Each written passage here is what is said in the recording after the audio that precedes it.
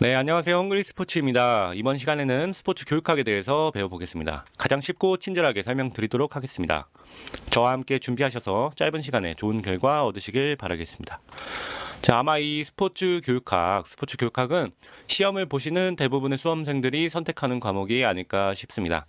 네, 다만 이 전공자가 아니면 이 교육학도 심리학처럼 생소하다, 내용이 생소하실 텐데, 그래도 이제 심리학보다는 조금 더 수월하다, 공부하기에는 조금 더 이런 텍스트가 조금 더 수월하게 이제 이해가 되니까 그래도 공부하시기에는 심리학보다 조금 더 수월하실 겁니다. 그래서 이제 그렇게 어려운 내용들은 아니니까 이제 천천히 이해하고 반복한다 생각하시고 자신감 갖고 학습하시면은 좋은 결과 얻으실 수 있을 겁니다. 자, 일단 스포츠 교육학의 전반적인 추세에 대해서 말씀드리겠습니다. 일단은 전반적인 추세, 문제 경향이 좀 많이 바뀌고 있다. 많이 바뀌고 있다. 자, 2015년도부터 이제 스포츠 지도자 시험이 바뀌면서 이 학교 체육에 관련된 문제가 좀 많이 나왔습니다. 스포츠 교육학이. 자, 이런 문제들 뭐 예를 들면 스포츠 강사가 무엇인가, 또 학교 스포츠 클럽 수업이 무엇인가 이런 문제가 주로 나왔는데요. 일단 이런 문제가 왜 나왔냐면 이 스포츠 교육학 자체가 이제 그 대부분이 이 학교 체육에 관련된 내용이 많습니다. 사실 이제 학생들을 대상으로 하는 학교 체육에 관련된 내용이 많다 보니까 이쪽에 관련된 내용이 이제 나온다는 게 첫 번째고, 자, 중요한 건 이 두 번째인데, 이때 이제 박근혜 정부에 와서 한 13년부터 한 15년 쭉 이어서 예, 전국에 이제 학교 스포츠 클럽을 학스클이라고 하는 학교 스포츠 클럽을 이제 도입을 합니다. 그래서 학교에서 수업을 하는데 이때 이제 수많은 강사가 필요합니다. 이게 제가 알기로는 이제 2012년인가 13년부터 도입이 됐는데 14년 15년도에 이제 학교에 돈을 엄청 뿌립니다. 돈을 엄청 뿌리고 강사를 많이 뽑아서 이 수업을 해라라고 해가지고 제가 이때 업무를 했을 때도 학교당 막 5명, 6명씩 강사를 뽑았어요. 그러니까 전국적으로 몇천 명을 뽑게 됩니다. 그러다 보니까 이 몇천 명을 다 교사 자격증이 있는 사람들로 못 뽑겠죠. 그러다 보니까 그거에 대체하는 자격증으로 이 생활체육 지도자 자격증 이것을 좀 보게 되었습니다. 그래서 이때 이제 이 자격을 따시는 분들이 좀 많았고, 그러다 보니까 이 문제에서도 이런 뭐 스포츠 강사가 무엇인지 학교 스포츠 클럽이 무엇인지 이런 문제 내용이 많이 나왔어요. 근데 지금은 이런 내용이 많이 줄었다. 그리고 생활체육, 이제 전문체육, 그리고 뭐 노인체육이나 유소년 체육 이런 것처럼 이 고유의 자격증에 관련된 내용, 이 고유의 문제가 더 많이 출제가 되고 있는 추세입니다. 그래서 공부를 하실 때도 이제 추세가 이쪽으로 가니까 이쪽으로 좀 더 공부를 해야겠다 생각을 하시고 접근을 하셔야겠습니다. 자, 이제 들어가면, 자, 스포츠 교육의 배경과 개념 보겠습니다. 그럼 스포츠 교육의 개념이 무엇인가? 일단 스포츠를 지도하는 활동이다. 자, 스포츠를 지도하는 활동인데 우리가 삶 속에서 스포츠를 체험하고 문화활동으로 즐길 수 있도록 가르치고 전수하는 것이다. 그리고 우리가 그런 역할을 하는 지도사가 되는 것이다. 라고 하는 겁니다. 자, 그것에서도 이제 두 가지 의미를 찾을 수가 있죠. 첫 번째는 이제 좁은 의미, 단순하게 스포츠를 가르치는 것에서 이제 넓은 의미에서 그 안에 있는 어떤 방법과 지식, 문화, 태도까지 함께 가르치는 것이 이 넓은 의미의 스포츠 교육이다. 이렇게 보고 가시면 되겠습니다. 자, 이제 용어에 관련돼서 이제 우리나라에서는 체육교육하고 조금 이제 비슷하면서 좀 다르죠. 이제 자, 체육교육은 우리나라에서는 좀 더 포괄적인 개념으로 좀 사용을 하고, 이 스포츠 교육은 조금 더 스포츠를 기반으로 해서 지도활동, 교육활동을 하는 것을 의미를 합니다. 자, 그럼 아래로 내려가서 스포츠 교육의 역사를 한번 보겠습니다. 자, 스포츠 교육의 역사를 한번 보시면 일단 스포츠 교육, 체육 교육은 그 역사가 짧다. 일단 그 교육적인 역사는 그리 길지 않다. 이전에는 이게 대부분 단순한 신체 활동 수준, 어떤 놀이나 어떤 경기 같은 거, 그리고 무예 활동, 군사 활동 위주였다면 이 학교가 도입이 되면서 체육이라고 하는 그 개념이 생기고 발달을 해왔다. 한번 보시면 시대와 지역별로 다양하게 발전되어 왔겠죠. 자, 과거에는 주로 군사훈련 등의 목적, 또 어떤 체조 같은 목적으로 행해지다가 17세기, 18세기에 와서 학교 설립과 더불어 공식적인 교육으로 발전하였다. 이렇게 생각을 하시면 되겠습니다. 그래서 한번 쭉 보시면, 자, 먼저 19세기 초중반에는 대부분의 이제 체육 활동은 체조의 형태를 띠었다. 어떤 군사훈련의 그 병식 체조 같은 거일 수도 있고, 스웨덴의 어떤 치료와 예방 목적인 어떤 서전 체조 그런 거 모습일 수도 있고, 대부분의 체육은 체조의 형태를 띠었다라는 점이고요. 자, 두 번째는 강건한 기독교주의 이것도 체크해 주시기 바랍니다. 강건한 기독교주의. 이제 처음에는 이런 기독교에서 이 신체 활동을 비교적 달갑지 않게 봅니다. 신체 활동은 불필요하다라고 보는데 이 미국에서 이제 기독교 사상이 조금 이제 약해지면서 이 스포츠랑 기독교랑 이렇게 관련이 되게 됩니다. 연관이 되면서 어떤 기독교적인 활동으로서 스포츠를 수단으로 삼고 어떤 공생하는 모습을 보입니다. 그래서 이것 덕분에 좀 스포츠가 발달을 하는 모습을 보였죠. 우리나라에서는 뭐 YMC 같은 것이 있죠. 스포츠 활동을 통해서 선교를 하는 그런 거, YMC 같이. 자, 이것을 강건한 기독교주의라고 한다.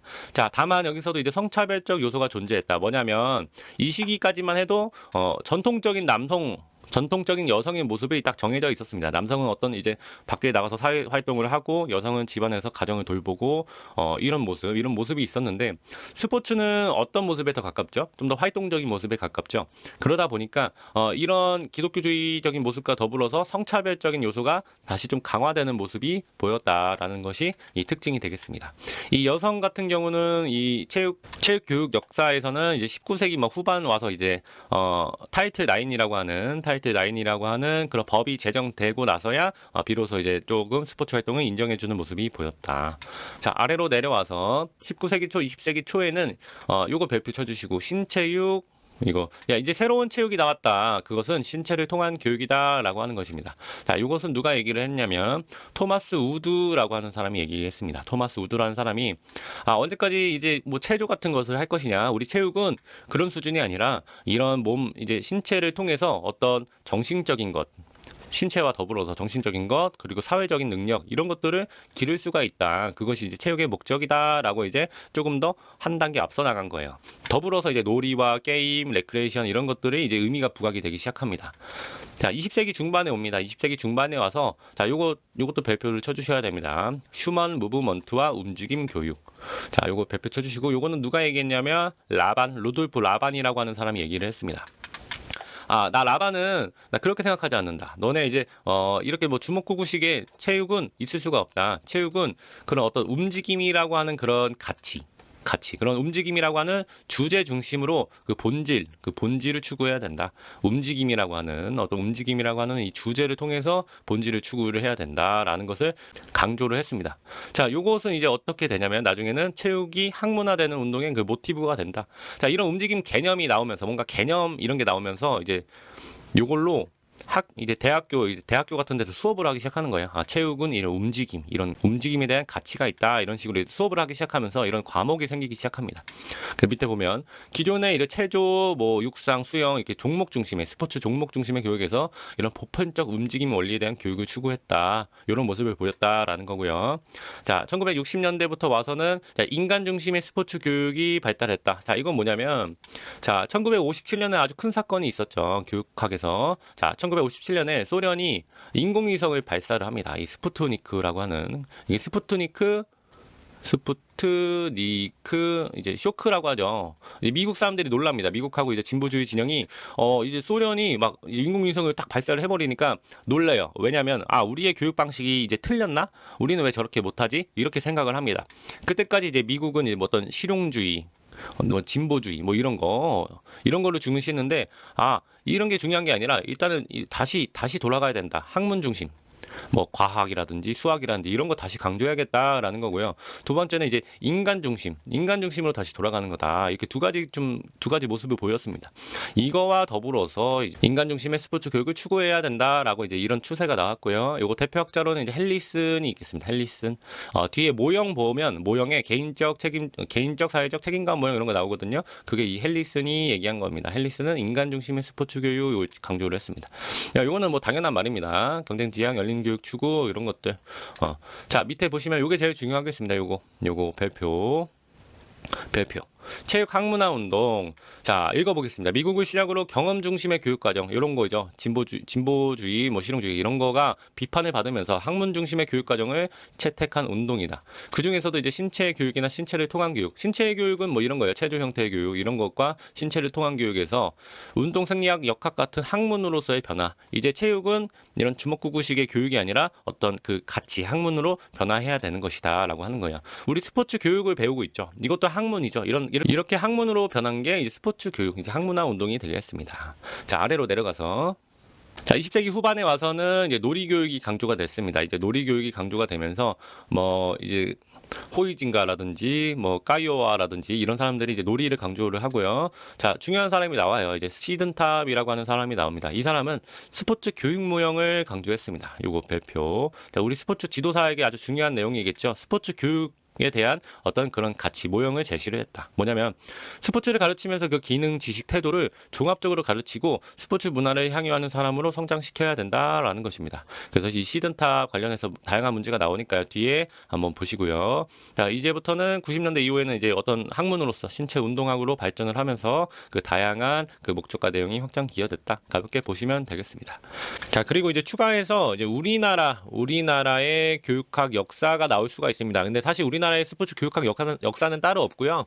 이 학교 체육의 역사라고 보시면 되는데, 이제 일단은 미국의 이런 교육학제랑 같이 갑니다. 그래서 1차, 뭐 2차 쭉 해서 7차까지 가고, 뭐 2007 교육과정, 2009 교육과정, 2015 개정, 뭐 이런 식으로 쭉 나아가는데, 이것은 이제 옛날에 이제 학교 체육 많이 나올 때는 이제 문제로 나올 가능성이 좀 있지만, 최근에는 좀 가능성이 많이 떨어진다. 그래서 이게 문제로 나오긴 좀 어려우는데, 혹시 그냥 알고 가신다면, 이제 7차 이전까지는, 어떤 이제 좀 종목 중심이었다. 이제 교과서를 딱 피면은, 뭐, 이게 뭐, 육상, 뭐 체조, 뭐 건강, 뭐 체력, 뭐 이런 식으로 이제 종목 위주였다면 이제는 이제 2007부터는 내용 위주 또는 가치 중심으로 바뀌었다. 이 정도만 알고 가시면 될 것 같아요. 그래서 교과서를 피면은 이제는 이런 이제 종목이 나오지 않고 뭐 건강, 도전, 경쟁, 뭐 표현, 안전, 뭐 이렇게 안전은 이제 후반에 나왔는데 안전 이런 식으로 이제 단원이 형성이 되어 있습니다. 그래서 예전에는 이게 종목 중심으로 기존의 종목 중심이죠.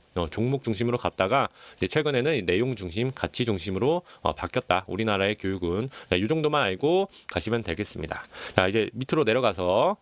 자, 아래 이제 스포츠 교육의 연구 영역 보시겠습니다. 스포츠 교육의 연구 영역은 그냥 편하게 보시면 될 것 같습니다.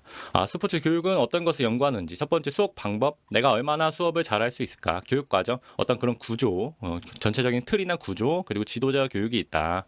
자, 수업 방법에는 뭐 이런 것들이 있다. 이런 것을 어떻게 잘할 수 있는지를 연구하는 학문이다.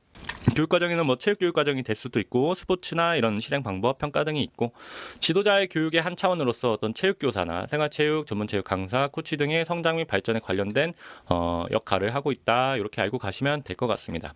자, 이 부분이 더 중요할 것 같아요. 스포츠 교육의 성격. 자, 이 부분은 별표를 꼭 쳐주시고 어쩌면 이제 체육교육, 스포츠 교육이 단순히 이제 신체를 발달시키고 스포츠 기능을 알려주는 아까 위에서 봤던 좁은 의미에서 신체를 통한 교육이라고 하는 이런 신체 활동을 통해서 더 지적인 영역, 정서적 영역, 정의적 영역 같은 거죠. 사회적 발달을 도모하는 교육의 성격을 갖는다. 그래서 중요하다라는 거예요. 중요하다. 삶을 어떻게 좀 가치 있게 발달을 시키기 때문에 우리 스포츠가 더 중요하다라고 하는 거고 인정받는다라고 하는 겁니다.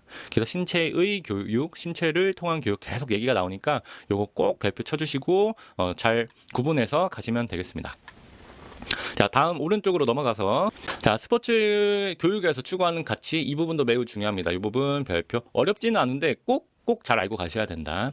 자, 신체를 통한 교육과 좀 연관이 있습니다. 우리가 신체를 통한 교육에서 어떤 그런 교육 활동을 통해서 신체적으로 발달을 시킬 수 있고 정서적, 정의적, 사회적으로 발달을 시킬 수 있고 어떤 지적으로도 발달을 시킬 수 있다. 그래서 심, 인, 정 이렇게 외우셔도 되고요. 신체적 가치, 정의적 가치, 인지적 가치 이렇게 외우셔도 됩니다. 한번 보시면 심동적 영역, 말 그대로 어떤 건강이나 체력적 요소를 의미를 하고요. 스포츠 기능도 의미를 합니다. 우리가 예를 들어 축구 드리블을 알려주면 그런 것은 신체적 가치를 알려주는 게 되는 거예요. 두 번째 이제 정의적 가치, 심리적 건강, 사회적 기술, 도덕적 인격 등을 의미를 합니다. 자신감, 끈기, 스포츠맨십, 배려. 드리블을 우리가 연습을 하면서 그 기능도 올라가겠지만 어떤 난이도가 있는 과제가 주어졌을 때 그것을 끈기 있게 해결하는 그 과정을 통해서 내가 끈기, 인내심을 얻는다면 그것은 어떤 정의적 가치를 얻는 거가 되겠죠. 자, 세 번째 이제 인지적 가치는 뭐냐면 학업 성적, 지적 기능, 문해력과 수리력 등을 의미합니다. 스포츠 교육에서는 어떤 경기의 규칙이라든지 그런 경기 방법이나 노하우 같은 것들이 있겠죠. 규칙, 전략, 감상 능력 등. 자, 아래 요 내용 있죠. 요 내용은 그 가치별로 단계를 의미합니다. 단계. 단계. 내가 어떤 심동적 그런 신체적인 수준, 반사 수준인지 어떤 기초적 움직임인지 움직임을 보고 지각해서 이해하고 몸으로 나오는지, 신체적으로 어떤 자동화되어 있는지 숙련화되어 있는지, 어떤 환경에 반응하면서 소통할 수 있는 단계인지, 이런 거 이제 단계가 이제 요거 두 개는 아직 출제가 안 됐고요. 요거 이제 지식이해 적용 분석, 이거 블룸이 얘기한 건데, 블룸이라는 학자가 자 요거만 한번 나왔었는데, 자 요것도 또 나올 수가 있다. 근데 나온다면 요게 나올 것 같습니다. 요게 심동적 가치가 먼저 나올 것 같으니까요. 요 순서 정도만 가볍게 보고 가시면 좋을 것 같습니다.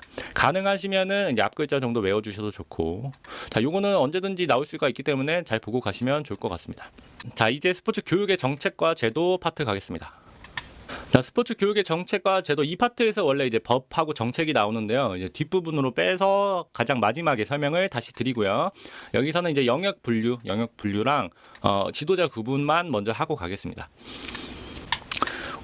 자 이제 스포츠 교육의 영역 분류에서 우리는 스포츠 교육이 학교에서도 이루어지고 생활체육 일반인들을 대상으로 지역 사회에서도 이루어지고 어떤 전문인들을 위해서 이루어진다. 자 이거 그냥 한 번씩 쭉 보시면 되겠습니다. 학교 체육은 학교 현장에서 일어나는 거고 청소년이 대상이 되겠죠.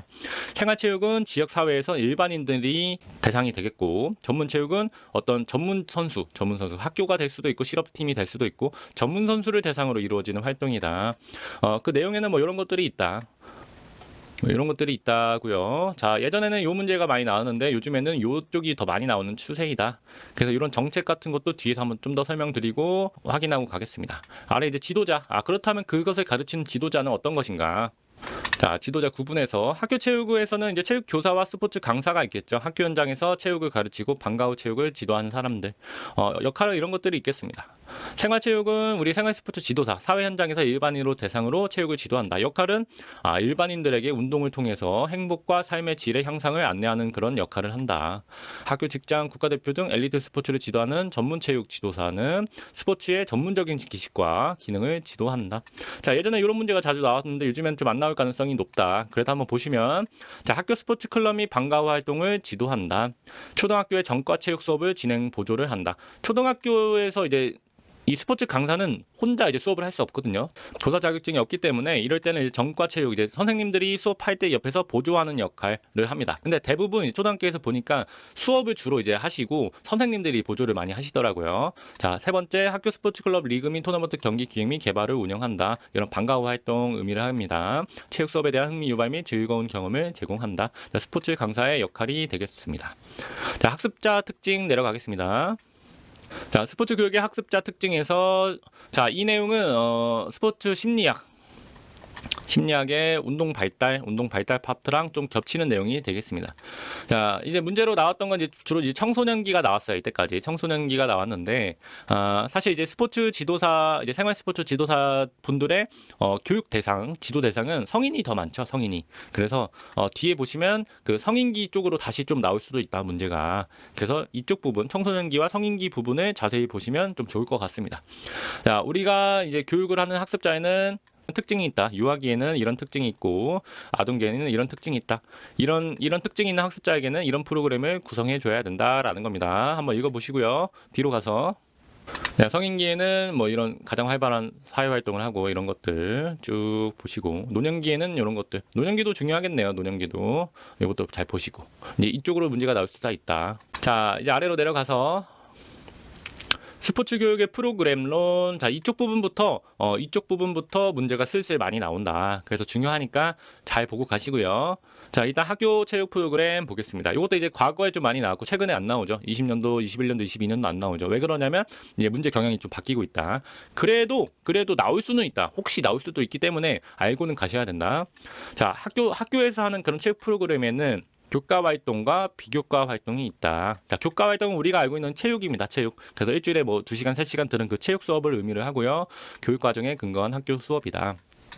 자, 비교과 활동에는 학교 스포츠 클럽이나 토요 스포츠데이, 주말 체육, 학교 운동부 등이 있다. 뭐냐면 체육 수업 이외에 학교에서 하는 모든 그 체육 활동을 의미를 합니다. 그 중에서도 이제 학교 스포츠 클럽, 요게 좀 중요하겠죠. 자, 학교 스포츠 클럽에는 이 두 가지가 있다. 이제 명칭이 완전히 구분이 안 되다 보니까 좀 헷갈리는데, 자, 첫 번째는 창의적 체험 활동에 들어있는 학교 스포츠 클럽. 무슨 말이냐면 요거는 정규 교육 과정이 되겠습니다. 창의적 체험 활동이라는 건 뭐냐면 우리가 뭐 학교마다 다르긴 한데 월화수목금 이렇게 수업을 하면 금요일 날 오전까지 이렇게 수업을 하고 금요일 날 오후에 뭐 CA라든지 뭐 동아리 활동 이런 거 하죠. 동아리 활동. 옛날에는 이제 토요일도 있었죠. 토요일 날 CA 활동 이런 거 클럽 액티비티. 자, 이런 것이 창의적 체험 활동입니다. 교과 활동이 아닌 그런 창의적 체험 활동인데 뭐 봉사 활동, 동아리 활동 뭐 이런 것들이 있는데 이때 이제 스포츠 클럽을 하도록 합니다. 몇 년도부터 2014, 15년도부터. 그래서 이 시간에 스포츠 클럽을 해야 된다라고 했고요. 이 시간은 이제 학교에서는 뭐 잘라서 이제 하긴 하는데 자, 요때 하는 스포츠 클럽을 의미를 하고요. 자, 요것은 창의적 체험 활동 시간 활동이다. 일종의 스포츠 수업이다라고 하는 겁니다. 자, 아래 이제 방과 후 수업을 보겠습니다. 방과 후 수업은 정규 교육과정 외 등교 전이나 점심시간, 방과 후 시간에 활동을 하는 것이다. 주로 언제 하냐면 수업이 다 끝나고 학생들 집에 가고 몇 명 남아서 뭐 배드민턴 배운다든지 뭐 필라테스 뭐 요가 이런 거 배운다든지 이런 거 의미하는 거예요. 이런 것은 교과 활동도 아니고 비교과 활동인데 창의적 체험 활동도 아니죠. 교육 과정이 없으니까 학교에서 필요에 따라서 하는 겁니다. 강사 선생님들을 불러서 이런 것들을 의미한다. 학생들로 구성 및 운영되는 취미 활동을 의미한다. 자, 요즘에는 이제 학교 스포츠 클럽이라고 하면은 학교마다 이제 학생들이 좋아하는 운동이 모여서 이제 취미 활동을 합니다. 뭐 토요일이라든지 이때 학교 나와서 하고 이때 뭐 강사 선생님들을 이제 매칭을 시켜주기도 하고요. 자, 그래서 그런 것까지 학교 스포츠 클럽에 들어간다. 자, 토요 스포츠데이, 주말 체육, 학교 운동부 이런 것도 그 내용이 되겠습니다. 자, 그래서 요 내용을 가볍게 보고 9분 정도 하고 가시고요. 자, 밑에 내려가 가겠습니다. 자, 체육 수업에 필요한 교사 지식 분류 요거 중요합니다. 여기서부터 중요합니다. 별표 쳐주시고 암기해 주셔야 됩니다. 암기. 자, 체육 수업에 필요한 교사의 지식 분류. 체육 수업뿐만이 아니라 일반적인 교사 포함해서 교사들이 알고 있어야 하는 지식에 대해서 슐만이라는 학자랑 매칠러라고 하는 학자가 얘기를 했습니다. 이 중에서는 이제 매칠러가 좀 더 이제 체육학적으로 의미가 있는데요. 한번 보시면 자, 슐만이라고 하는 사람은 이렇게 얘기를 했습니다. 우리가 가지고 있는 지식에는 이런 것들이 있다. 첫 번째, 내용 지식. 가르칠 교과 내용에 대한 지식입니다. 뭐 축구에는 슛이든 드리블이든 뭐 전술이든 이런 것들이 있다. 이런 내용이 있다라는 것을 교사가 알고 있는 것이에요. 자, 이것은 뭐냐면 모든 교과에 적용되는 지도법에 대한 지식을 의미를 합니다. 그래서 자, 모든 교과에 적용되는 것은 뭐 이런 거겠죠. 자, 얘들아 여기 보세요. 뭐 주의 집중 같은 거. 그리고 뭐 이렇게 설명을 할 때 하는 방법이라든지 피드백이라든지 이런 것들이 있겠죠. 이런 것들은 일반적으로 적용되는 지식에 대한 방법. 자, 세 번째, 내용 교수법 지식. 사실 이게 제일 중요하다고 보시면 됩니다. 별표 쳐주시고 내용 교수법 지식. PCK라고도 부릅니다. PCK, 페다고지컬 컨텐츠 놀로지. 그래서 내용 교수법. 뭐냐면 교과나 주제를 어떻게 지도하는가, 누구에게. 이거 뭐죠? 그냥 우리가 하는 거죠. 스포츠 지도사죠. 스포츠 지도사에게 필요한 지식입니다. 내가 가지고 있는 그 스포츠, 예를 들면 축구든 농구든 그것을 내가 지도할 수 있는 능력, 그것을 말하는 거죠. 요게 내용 교수법 지식이 되겠습니다. 자, 교육과정 지식, 발달 단계에 적합한 내용이나 프로그램, 교육 환경 지식, 수업 환경, 학습자 특성, 내가 학습자에 관한 지식, 교육 목적 지식 이런 것들이 되겠습니다. 이 부분에서는 이제 다 알고 계셔야 되겠지만 요 내용 교수법 여기 제일 중요하다. 자, 매칠러 가겠습니다. 매칠러는 모두 중요합니다. 구분할 수 있어야 됩니다. 첫 번째, 명제적 지식. 구두나 문서로 표현할 수 있는 지식을 의미를 합니다. 알고 있는 거예요. 그냥 알고 있는가 이런 거죠. 축구에서 킥의 종류에 대해서 얘기해 보세요 라고 하면은 그것을 말로 할 수 있는지 명제적 지식 정도가 되고요. 절차적 지식 보겠습니다. 절차적 지식은 실제 수업 전중 후에서 사용할 수 있는 지식을 의미합니다. 절차적 지식은 실제 수업 전중 후에서 사용할 수 있는 지식. 자, 오늘은 뭐 축구에서 패스에 대해서 배워볼 거야. 그럼 패스를 실제 수업에서 어떻게 구성을 하고 어떻게 알려주고 어떻게 평가하는지 이제 전반적인 지식을 의미를 하는 거예요. 이런 절차에 따른 지식. 자, 상황적 지식이란 특수한 상황에서의 적절한 의사결정을 하는 지식을 의미를 합니다. 쉽게 얘기를 하면 그 상황에 맞게 대처를 하는 지식이에요. 뭐랑 비슷하죠? 위에서 보셨던 내용 교수법 지식하고 뭔가 비슷하죠? 느낌이. 상황적 지식이란 특수한 상황에서 적절한 의사결정을 하는 지식이다. 우리가 이제 일반적으로 얘기하는 노하우 같은 겁니다. 노하우 같은 것. 예를 들어서 이게 절차적 상황에서 이제 인사이드 패스를 알려주고 있었는데 이 알려주는 이 학습자가 잘 못해요. 잘 못할 경우에는 어떻게 알려주면 더 좋을까? 그 수준을 알고 어떻게 지도를 하면 좋을까? 이것을 아는 것이 이 상황적 지식이 되겠습니다. 특수한 상황에서 적절한 의사결정을 하는 지식. 그래서 요 두 가지 슐만과 매칠러 자주 출제가 되고 그 중에서도 요 내용 알고 자 매칠러는 다 알고 계셔야 되고 요것도 다 알고 계시면 좋다. 그 중에서도 요거 암기해 주셔야 된다. 자, 움직임 기능 분류로 내려가겠습니다. 움직임 기능에 대해서 이제 분류를 했죠. 옛날에 한번 출제가 됐는데 다시 나올 수도 있는 문제다. 자, 움직임에는 우리 6가지 단계로 나눌 수가 있다. 첫 번째는 이동하지 않는 것, 두 번째는 이동하고, 그 다음부터는 물체와 도구를 조작하는 것, 그 다음에 전략적 움직임에서 나아가서 나중에는 의사소통까지 표현 및 해석하는 단계 한번 보시겠습니다. 비이동에는 공간 이동이 없고요. 이동에는 공간 이동이 있습니다. 이때는 아직 물체나 도구를 사용하지 않는 것. 예시로는 한 발로 균형 잡기, 한 발로 뛰기가 있다. 그 다음 단계는 이제 물체나 도구를 조작을 합니다. 이때부터는 이동을 하고요.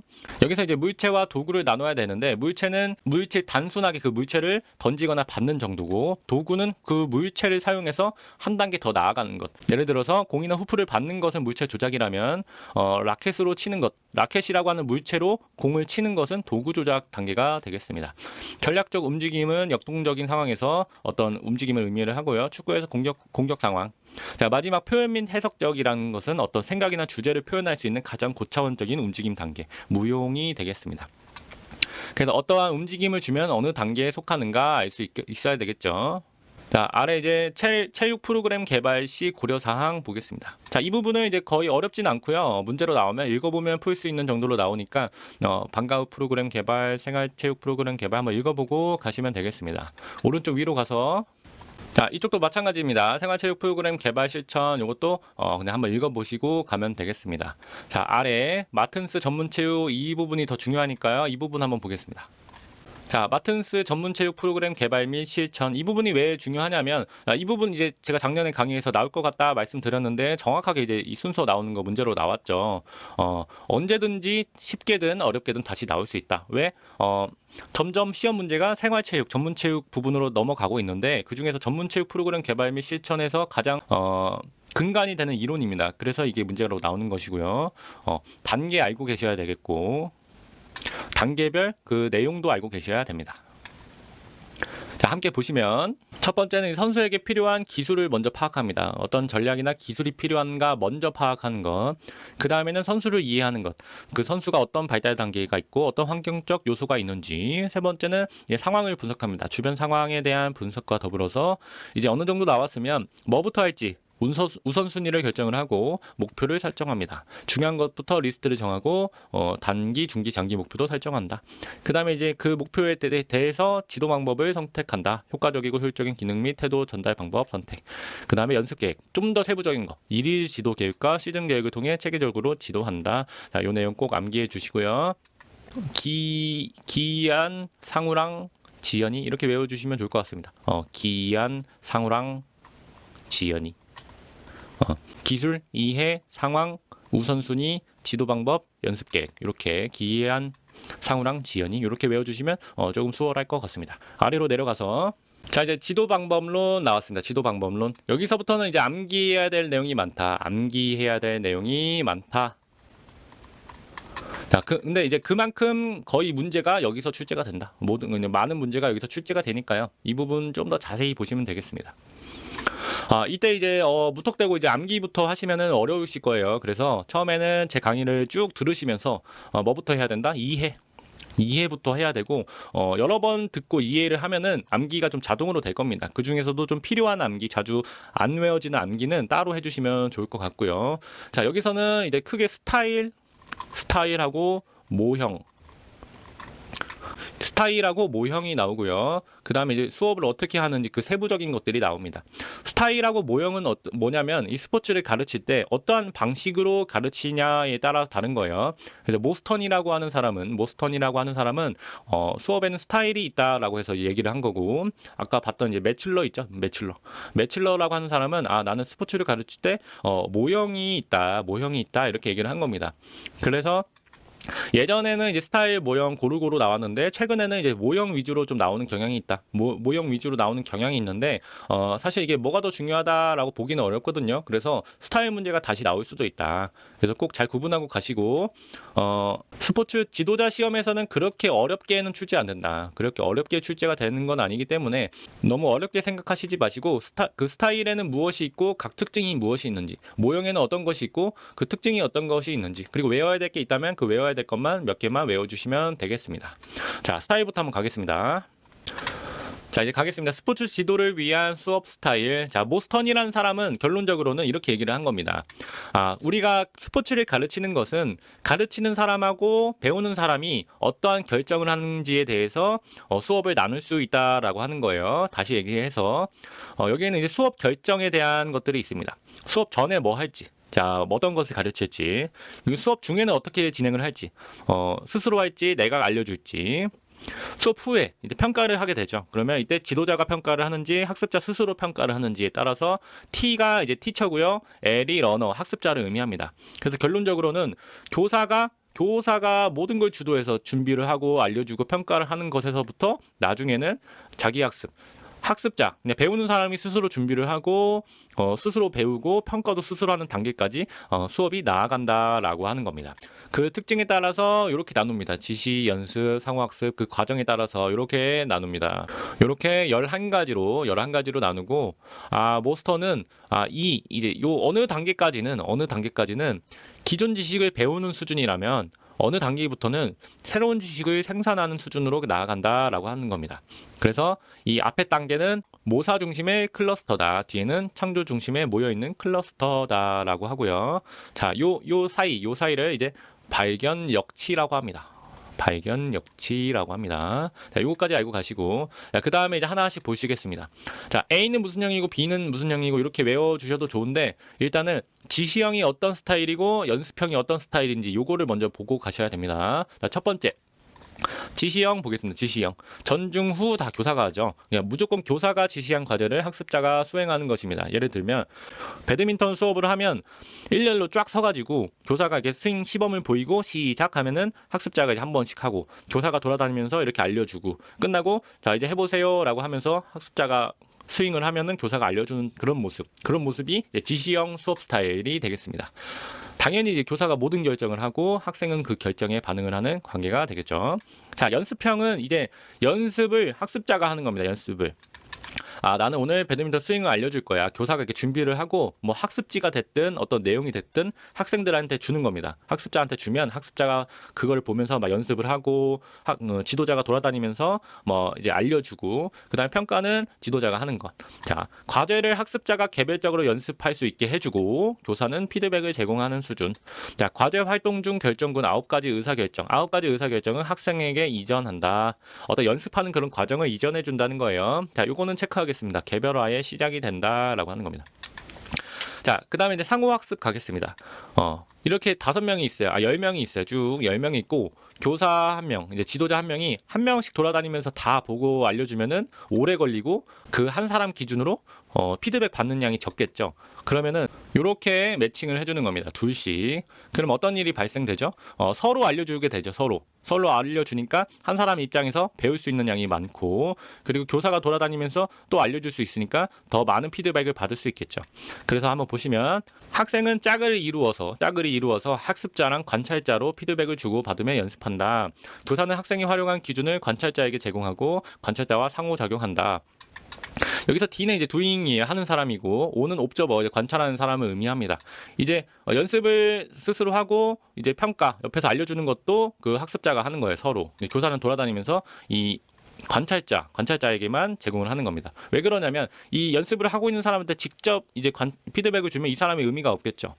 그럼 이 사람의 의미가 없으면은 이 효과가 떨어진다. 그래서 이렇게 연습을 하는 사람이 있고, 관찰을 하는 사람이 있으면 관찰자한테 피드백을 주는 거예요. 이렇게 생각하지 않니? 라고 하면은 이 사람은 한 번 더 인지적으로 생각할 수 있는 시간이 있겠죠. 학습이 일어나겠죠. 그 다음에 알려주면서도 가르치고 이런 것을 조금 유도하는 것이 상호학습형이 되겠습니다. 자, 자기점검하고 포괄 가겠습니다. 자기점검하고 포괄 아래로 내려가서 자, 자기점검하고 포괄은 같이 보실게요. 자, 자기점검하고 포괄형은 수업 결정이 똑같습니다. 보시면 똑같기 때문에 어떻게 구분을 해야 되냐면, 자, 자기 점검은 같은 과제를 스스로 수행을 하고 교사가 준 평가 기준을 스스로 점검을 하는 거고, 포괄형은 같은 과제이지만 그 과제 안에서 난이도를 자신에 맞게 수행을 하는 겁니다. 다시 얘기하면 자기 점검은 과제를 연습하면 스스로 점검을 하면서 연습을 하는 거고, 포괄형은 난이도를 풀어주는 거예요. 난이도를 같은 과제라도. 예를 들어 높이뛰기 수업을 한다라고 하면은 130cm로 놓고 학생들을 이제 연습을 시키는 거예요. 연습을. 자, 연습해 보세요라고 하고 옆에다가 카메라를 이렇게 설치를 해 놓습니다. 그리고 학생들은 다 학습지를 가지고 있어요. 그러면 학생들이 뛰고 난 다음에 와서 이제 이 카메라 영상 보면서 학습지로 자기 동작을 이제 점검하고 연습을 하는 게 이제 자기 점검형이면, 포괄형은 뭐냐면 난이도를 여러 개를 놔주는 겁니다. 그래서 같은 높이뛰기라도 이렇게 고무줄로 줄높이를 달리해 주는 거예요. 줄높이를 달리해 줘서 자, 연습해 보세요라고 하고, 여기가 130이고 여기가 150이다. 그러면 내 수준에 맞춰서 130을 넘을 수도 있고, 내가 지금 잘 된다라고 하면은 150으로 넘을 수도 있는 거예요. 자, 보시면, 자, 같은 과제죠. 같은 과제이지만 난이도에 맞게 수행할 수 있고 스스로 평가한다는 겁니다. 그래서 그 특징으로는 교사는 능력과 독립성을 존중해 주면서 학습을 지원하고 피드백, 옆에서 이제 알려주는 거고요. 포괄형도 마찬가지로 관찰하면서 의사결정에 대한 피드백과 가치 중립적 피드백을 제공해 준다. 점점 더 학생들의 권한을 많이 인정해 주는 거죠. 이제 동작이 좋다 나쁘다도 이제 교사가 알려주는 게 아니라 어떻게 생각해? 어떤 것 같아? 이런 식으로 이렇게 가치 중립적으로 피드백을 제공하는 거죠. 의사결정에 대한 피드백도 마찬가지로 방금 이제 너가 140을 넘었는데 140을 넘은 게 괜찮다라고 생각해? 130은 어떻고 150은 어떤 것 같아? 이런 식으로 의사결정에 대한 피드백만을 주는 것을 의미를 합니다. 여기까지 이제 모사 중심의 클러스터. 교사가 어떤 것을 주면 이렇게 하세요라고 하는 그런 이제 모델이 있고, 그것을 똑같이 해내야 되는 그런 이제 수업 방식이 여기 포괄형까지가 되겠습니다. 자, 이제 유도 발견형부터 갈게요. 자, 이제 유도 발견, 수렴 발견, 확산 생산은 같이 보시겠습니다. 먼저 이제 설명을 한번 드리면, 유도 발견은 어떤 질문을 설계를 하면 학생들을 유도하는 겁니다. 계속적으로 이제 유도를 해서 미리 정해져 있는 해답을 발견하는 것이고요. 수렴 발견은 교사는 이제 질문을 구성해서 한 번에 제공을 하고 학생은 논리적으로 생각해서 한 가지 해답을 발견을 하는 것이고, 확산 생산은 학습자에게 특정한 문제와 주제를 주고 감안 과정을 위한 기준을 제시해서 학생은 다양한 설계 해답 반응을 발견한다는 것입니다. 이게 다소 헷갈릴 수는 있는데, 어떤 해답이 있어요. 교사가, 지도자가 알려주고 싶은 내용이 있어요. A라고 알려주고 싶은 내용이 있어요. 학습자가 A를 알고 싶게 합니다. 그러면 유도 발견은 A까지 질문을 해서 A까지 가게 하는 것이고요. 수렴 발견은 이런 질문을 한 번에 주는 거예요. 한 번에 주고 이 학습자가 생각을 해서 한 번에 가는 것이 수렴 발견입니다. 확산 생산은 뭐냐면, 확산 생산은 뭐냐면 A라고 하는 이제 발견을 해야 되는 게 있었다면 지금부터는 발견할 필요가 없습니다. 그냥 뭔가 새로운 창의적인 아이디어가 나와야 되는 거예요. 어떤 것이든 상관없다. 어떤 것이든 상관없고 한번 생각해 봐라 라고 하는 것이에요. 근데 이제 한 가지 중요한 거, 감안 과정은 뭐냐면, 이 어느 정도 주제로 들어와야 되는데 이 해답이 너무 이제 주제로부터 벗어날 수가 있겠죠. 벗어나지 않게 조건을 주는 겁니다. 감환을 시켜주는 겁니다. 요거는 안 돼. 여기서는 안 돼. 이거는 안 돼. 라고 해서 이 큰 틀 안에서 새로운 아이디어가 나올 수 있게 하는 것이 확산 생산이다. 자, 높이뛰기로 한 번 더 설명을 드리겠습니다. 지금 높이뛰기로 하고 있으니까. 예를 들어서 높이뛰기에서 가장 높게 뛰어오를 수 있는 자세를 학생들에게 알려주고 싶어요. 그래서 교사는 이제 누워서 뛰는 거 있죠. 이렇게 누워서 뛰는 모양 있죠. 자, 요거를 이제 배면 뛰기라고 합니다. 배면 뛰기. 포스베리 선수가 했다 그래서 포스베리 뛰기라고도 하는데, 이제 배면 뛰기가 지금 가장 많이 선수들이 하기 때문에 이게 가장 좋은 자세이긴 합니다, 지금. 그래서 이게 가장 좋은 자세임을 학생들에게 발견시켜 주고 싶어요. 그러면 교사가 질문을 하나하나씩 해가면서 결론적으로 이 자세가 제일 좋지라고 이제 이끌어가는 게 유도 발견이고요. 여러 가지 자료를 한 번에 줍니다. 질문이든 자료든 한 번에 주고 그중 이것을 보고 학습자가 요게 제일 좋은 방법이구나 하는 것이 요 수렴 발견입니다. 수렴 발견. 이런 식으로 가는 것이고요. 확산 생산은 뭐냐면 이거 이외에 이 뛰기 이외에 뭔가 새로운 방법이 있지 않을까 고민을 하는 겁니다. 새로운 방법. 그래서 규칙을 열어주는 거죠. 자, 모든 규칙이 없다. 그러면 높이뛰기를 할 수 있는 가장 좋은 방법은 뭘까? 라고 문제와 주제를 주는 겁니다. 문제와 주제를. 그럼 학생들은 막 생각을 하겠죠. 뭐 옆에서 한 명이 뛸 때 여러 사람들이 뭐 공중으로 올려줘요. 뭐 이런 식으로 다양한 설계와 해답 반응을 발견하겠죠. 그러면 이제 그렇게 학생들이 확산을 해 나갈 때, 야 그래도 야 일단은 한 명이서 해야 돼. 일단 한 명이서 해야 되고 다른 사람들이 도와주면 안 돼. 이런 식으로 어떤 조건을 제시해 주는 겁니다. 그런 식으로 해서 혼자서 자신의 동작만으로 가장 높이 뛰어 오를 수 있는 자세를 찾아 나가는 그런 단계, 그런 수업을 이제 확산 생산이라고 합니다. 어느 정도 구분이 되셨나요? 그래서 여기까지 이제 발견 역치가 생기고 여기서부터 이렇게 구분을 하고 가시면 되겠습니다. 자, 뒤에 가서 나머지 이제 자기 설계, 자기 주도, 자기 학습 이쪽 부분은 조금 나오기가 어렵다. 왜냐면 여기서부터는 사실 이 모스턴의 이론에서는 지도자의 역할이 크지가 않습니다. 그러니까 결론적으로는 이제 앞에까지의 내용 정도가 중요하고 여기는 설계, 주도, 학습 그냥 구분 정도 하고 가시면 될 것 같습니다. 읽어드리면 자기 설계는 학습자 스스로 이 프로그램을 수업도 이제 스스로 설계를 하고 개발하고 학습을 하는 거예요. 그럼 교사는 무엇을 하냐?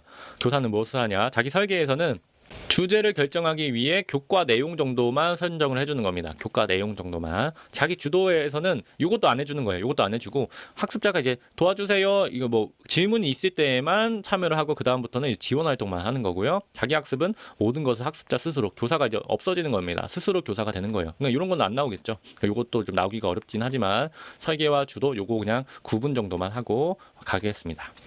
자, 이제 스포츠 지도를 위한 수업 모형을 배워보겠습니다. 이것도 이제 매년 출제가 되죠. 매우 중요하니까 체크해 주시고, 모스턴이라는 사람은 수업을 이제 스타일이라고 생각을 했고, 매칠러라고 하는 사람은 수업에는 이 모형이 있다. 그 방법에 따라서 수업 모형이라 부른다. 이런 모형이 있다. 한번 천천히 보겠습니다. 자, 첫 번째는 직접 교수 모형, 주제 알고 가셔야 됩니다. 여기서는 주제를 먼저 알고 가셔야 돼요. 직접 교수 모형에서는 교사가 수업의 리더 역할이다. 특징 보겠습니다. 교사가 주도적으로 수업을 조직하고 운영한다. 높은 비율의 학습에 참여하고 자원의 효율적인 활용이 가능하다. 명확한 학습 목표 및 과제를 제시할 수 있고 많은 관찰과 학생에게 피드백을 준다. 아까 뭐랑 비슷하죠? 위에서 봤던 지시형하고 비슷하죠. 지시형. 교사가 주도해서 하는 수업을 의미를 합니다. 이런 수업에는 6단계 과정이 있다. 이런 거 이제 이런 특징이나 이런 거 다 외워주셔야 됩니다. 자, 첫 번째. 이제 교사가 알려줄 때는 순서에는 지난 시간에 뭐 배웠는지, 전시 과제 복습, 그 다음에 오늘 배울 거 알려주고, 오늘 배울 거 연습하고, 애들 연습하고 있으면 옆에서 알려주는 겁니다. 그 다음에 알려줬으면 한번 스스로 연습할 수 있게 하고, 그 다음에 마지막으로 오늘 배웠던 거 복습하는 정도. 요 6단계 어렵진 않으니까요. 순서대로 쭉 알고 외워주셔야 되겠습니다. 자, 아래 이제 개별화 지도 모형. 자, 주제 보겠습니다. 수업 진도는 학생이 결정한다. 자, 요 내용. 가능한 빨리 하지만 학생들에게 필요한 만큼 천천히. 자, 교사가 구성한 계획적 학습 과제를 학생이 배워나가고 학생은 과제 안에서 스스로 진도를 조절하면서 배운다. 교사는 학생과 상호작용하며 학습에 도움을 준다. 위에서 했던 거 뭐랑 비슷하죠? 연습형하고 비슷하고. 자기 점검형, 작업형이라고 하죠. 자기 점검형, 포괄형하고 좀 비슷하죠. 그래서 개별화 지도 모형. 자, 이 모형의 특징이 있다. 자, 일단 학습자는 이제 너가 해봐라라고 이제 책임을 줬으니까 그 수행 기준에 도달해야 되는 책임이 있다. 학습자는 노력을 해야 된다는 거예요. 가만히 있으면 안 된다는 거. 그리고 두 번째, 학습자는 많은 피드백과 상호작용의 기회를 갖게 된다는 것. 지도자는 내용 선점 및 과제 제시, 학습자는 수업의 진도를 결정한다는 것. 수업의 진도는 누가 결정한다? 학습자가 결정한다. 이렇게 알고 가시면 되겠습니다. 아래로 내려가서 협동학습 모형. 자, 주제 보겠습니다. 서로를 위해 함께 배우기. 자, 여러 명이서 배우면은 더 많은 그 시너지 효과를 내겠죠. 문제 해결 및 학습하기 위한 상호 간 협력이 강조되고 학업 성취와 더불어 어떤 사회적 기술을 배울 수 있게 됩니다. 혼자 하는 것보다. 자, 이런 수업에는 3가지 기본 전제가 중요하다. 첫 번째, 팀 보상이 되어야 됩니다. 다 같이 활동을 하지만 개인별로 점수를 주면은 그 의미가 없겠죠. 팀 보상. 그리고 각자 열심히 해야 된다는 그런 개인 책무성, 그리고 어떤 팀 구분이라든지 기회를 평등하게 해주는 그런 평등한 기회가 기본 전제다. 해서 그 5가지 수업 방식이 문제로 자주 출제가 됩니다. 요거는 꼭 외워주시고요. 한번 설명드리면, 첫 번째, 학생 팀 성취 배분. 모든 팀원의 점수가 합이 팀의 점수가 되는 겁니다. 팀 점수만 발표하는 것. 예를 들어서 어떤 과제를 주어주고 이렇게 3명씩 과제 활동을, 협력 활동을 했다면 A팀의 점수, B팀의 점수, C팀의 점수를 공개하는 겁니다. 10점, 9점, 8점. 그러면은 좀 더 다 같이 협동을 할 수 있겠죠. 거의 기본적인 수준이죠. 자, 그다음에 팀 게임 토너먼트 보겠습니다. 자, 팀 게임 토너먼트는 뭐냐면 STAD와 유사하다. 무슨 말이냐면 이 경우에 예를 들어서 A팀에서 가라고 하는 친구는 5의 능력을, 그리고 나라고 하는 친구는 4, 그리고 다라고 하는 친구는 1의 능력을 해서 총 10이 나왔다고 봅시다. 그리고 B에서는 4, 3, 2의 능력을 냈다고 했을 때, 자, A팀이 다라고 하는 친구는 능력이 많이 부족하죠. 그리고 B팀의 세 번째 친구는 2의 능력을 낼 수 있는데, 비교적 팀에서는 그 능력이 좀 낮죠. 이럴 때는 각 팀의 등수별로 나오는 겁니다. A팀의 1등, A팀의 1등 친구와 B팀의 1등 친구와 C팀의 1등 친구가 나와서 등수를 경쟁을 하고 그 점수를 가져가는 겁니다. 그러면 상대적으로 내가 팀에서 능력이 낮은 친구들, 이렇게 능력이 낮은 친구들이 나와서 활동을 했을 때 이 점수가 동등하게 가니까 그만큼 영향력이 생기겠죠. 그리고 더 열심히 하려고 하겠고, 그런 것이 이 팀게임 토너먼트가 되겠습니다. 운동 기능이 낮은 학생도 공헌이 가능하다라고 하는 특징이 있습니다. 자, 팀 보조 수업은 팀에게 과제와 목표를 제시하고 서로 협동하면서 자신의 수준에 맞는 과제들을 수행한다라는 것이고요. 직소 모형은 한번 체크를 하겠습니다. 이거는 중요합니다. 팀별로 한 명씩 자신의 역할을 맡아 전문가가 되어서 팀원을 알려준다. 알려주는 과정에서 인지적, 정의적 발달이 가능한다. 무슨 말이냐면 요 형태면 한 명씩 나오는 거예요. 각 팀에 한 명씩 나와서 축구의 뭐 패스를 배우고, 각 팀의 두 번째 친구가 나와서 드리블을 배우고, 세 번째 친구가 나와서 슛을 배워갑니다. 슛을 배워가서 각 팀의 전문가로 들어가는 거예요. 그래서 각 팀에서 이 첫 번째 친구가 다른 친구들한테 패스를 알려주고, 두 번째 친구는 드리블을 알려주고, 세 번째 친구는 슛을 알려주는 겁니다. 그러면 서로 알려주면서 이 배워나가는 것, 이것이 이제 인지적, 정의적 발달을 가능하게 한다는 것이죠. 그래서 직소 모형, 요거 중요하니까 잘 알고 가시고요. 자, 집단 연구, 팀 보조 수업에서 조금 더 발달을 한 겁니다. 팀의 과제를 할당을 했으면 일정 시간 안에 완성을 시키고자 한다. 퀘스트를 주는 거죠.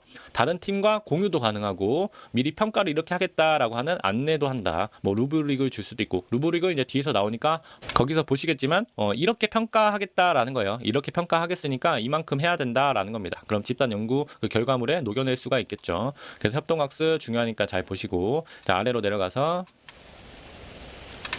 자, 스포츠 교육 모형, 이것도 중요합니다. 이것도 자주 나오니까 잘 보시고, 자, 주제부터 보겠습니다. 유능하고 박식하며 열정적인 것. 자, 유능하다라는 거는 이제 잘한다는 것이고, 박식하다는 거는 잘 알고 있다는 거고, 열정적이라는 거는 그 태도가 아주 적극적이라는 것을 의미를 합니다. 스포츠 교육은 뭐냐면 그 진짜 스포츠 리그로 들어가는 거예요. 모든 구성원들이 리그로 들어가서 그 안에 선수든 코치든 뭐 경기 분석가든 아나운서든 여러 역할을 구조를 경험을 하면서 그 스포츠 안으로 완전히 통합이 되는 경험을 하는 겁니다. 그래서 선수와 동시에 한두 가지 이상의 역할을 경험한다. 자, 이런 교육 모형에 6가지 요소가 있다. 첫 번째는 시즌제로 운영해야 된다. 자, 오늘 이제 한 번, 두 번 정도만 하는 게 아니라 진짜 여러 시간 동안 직접 리그를 운영을 하는 겁니다. 최소 20시간 이상이 필요하다. 시즌제로 운영을 해야 된다. 팀 소속, 한 시즌 동안 한 팀의 일원으로 참여를 한다. 공식 경기 운영에 대한 의사결정이나 규칙 수정 등은 공식적으로 할 수 있게 한다. 결승전 행사, 축제 같은 분위기의 결승전 진행 및 참여, 기록 보존, 축제와 요거 잘 알고 가시고요. 자, 요거는 이제 제가 학교에서 체육 수업을 할 때 많이 하는데, 특히 야구 수업할 때 많이 합니다. 야구 수업할 때. 그래서 한 반에 한 지금 24명 정도 있으면 8명씩 3개 팀으로 나누어서 첫째 날은 A와 B팀이 경기하고, C팀이 뭐 심판이나 경기 분석, 사진가 이런 역할을 하고, 뭐 둘째 날은 B와 C팀 경기하고 A팀 역할을 하고, 이런 식으로 해서 한 20차씩 구성을 해서 나중에 각 반별로 가장 우수한 팀이 다른 반 팀과 경기를 하고 뭐 결승전 같은 걸 하는 거죠. 그리고 이거를 스포츠 클럽 리그로 운영을 하는 겁니다.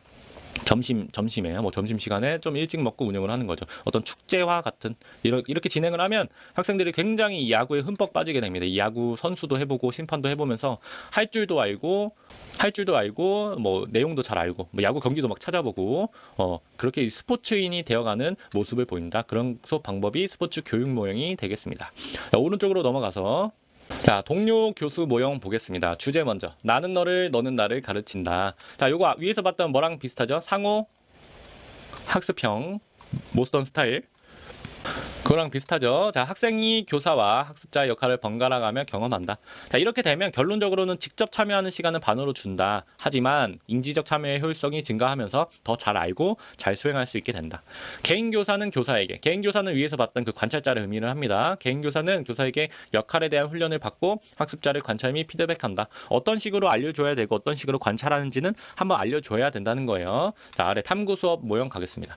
문제 해결자로서의 학습자, 요거 뭐랑 좀 비슷하냐면 위에서 이제 유도 발견, 수련 발견 이런 거랑 비슷한 겁니다. 교사는 설명하거나 시범을 보이지 않고 질문을 활용한다. 학습자가 계속 생각을 할 수 있게 하는 거예요. 어떻게 생각해? 왜 그렇게 생각해? 이렇게 된다면 어떻게 생각해? 이런 식으로 답을 주는 게 아니라 계속 질문을 해서 생각하게 하는 거예요. 생각한 뒤 움직여 보면서 문제를 해결하는 것. 학생들의 사고력, 문제 해결, 탐구력 향상에 도움이 된다. 자, 요 5단계 외워주셔야 될 것 같습니다. 탐구 수업의 모형. 자, 문제가 무엇인가? 우리가 답을 내야 되는 것. 그것이 무엇인가? 그리고 그것을 제시를 해주고 유도 설명을 해준다. 그리고 최종 해답을 규명했으면 그것에 대해서 평가를 한다. 자, 앞글자만 따서 규제, 유체, 분 이렇게 외우겠습니다. 규제, 유체, 분, 규명, 제시, 유도, 최종, 분석 이렇게. 자, 아래 내려가겠습니다. 자, 아래 이제 전술 게임 모형 보시겠습니다. 자, 전술 게임 모형하고 여기 밑에 있는 이제 개인적 사회적 책임감 모형 요 두 가지가 자주 출제가 된다.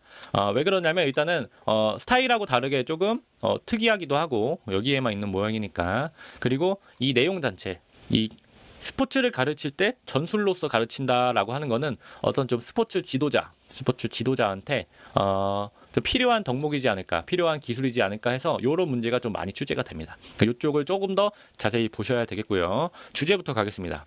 이해 중심 게임 지도 모형. 이것은 뭐냐면 우리가 예를 들어서 뭐 농구라는 것을 알려줄 때 단순히 그냥 패스, 드리블, 슛 뭐 이런 것을 연습해서 하나로 합치는 게 아니라 농구의 가장 기본적인 것, 뭐 예를 들어 공간 안에서 뭐 숫자를 눌린다는 뭐 아웃 넘버라든지 뭐 키 큰 사람이 키 작은 사람한테 유리하다는 뭐 미스매치라든지 이런 전술적인 것을 먼저 알려주면서 그것에 대해서 이 게임의 기능들을 변형을 시켜 나가는 겁니다. 변형을 시켜 나가는 거예요.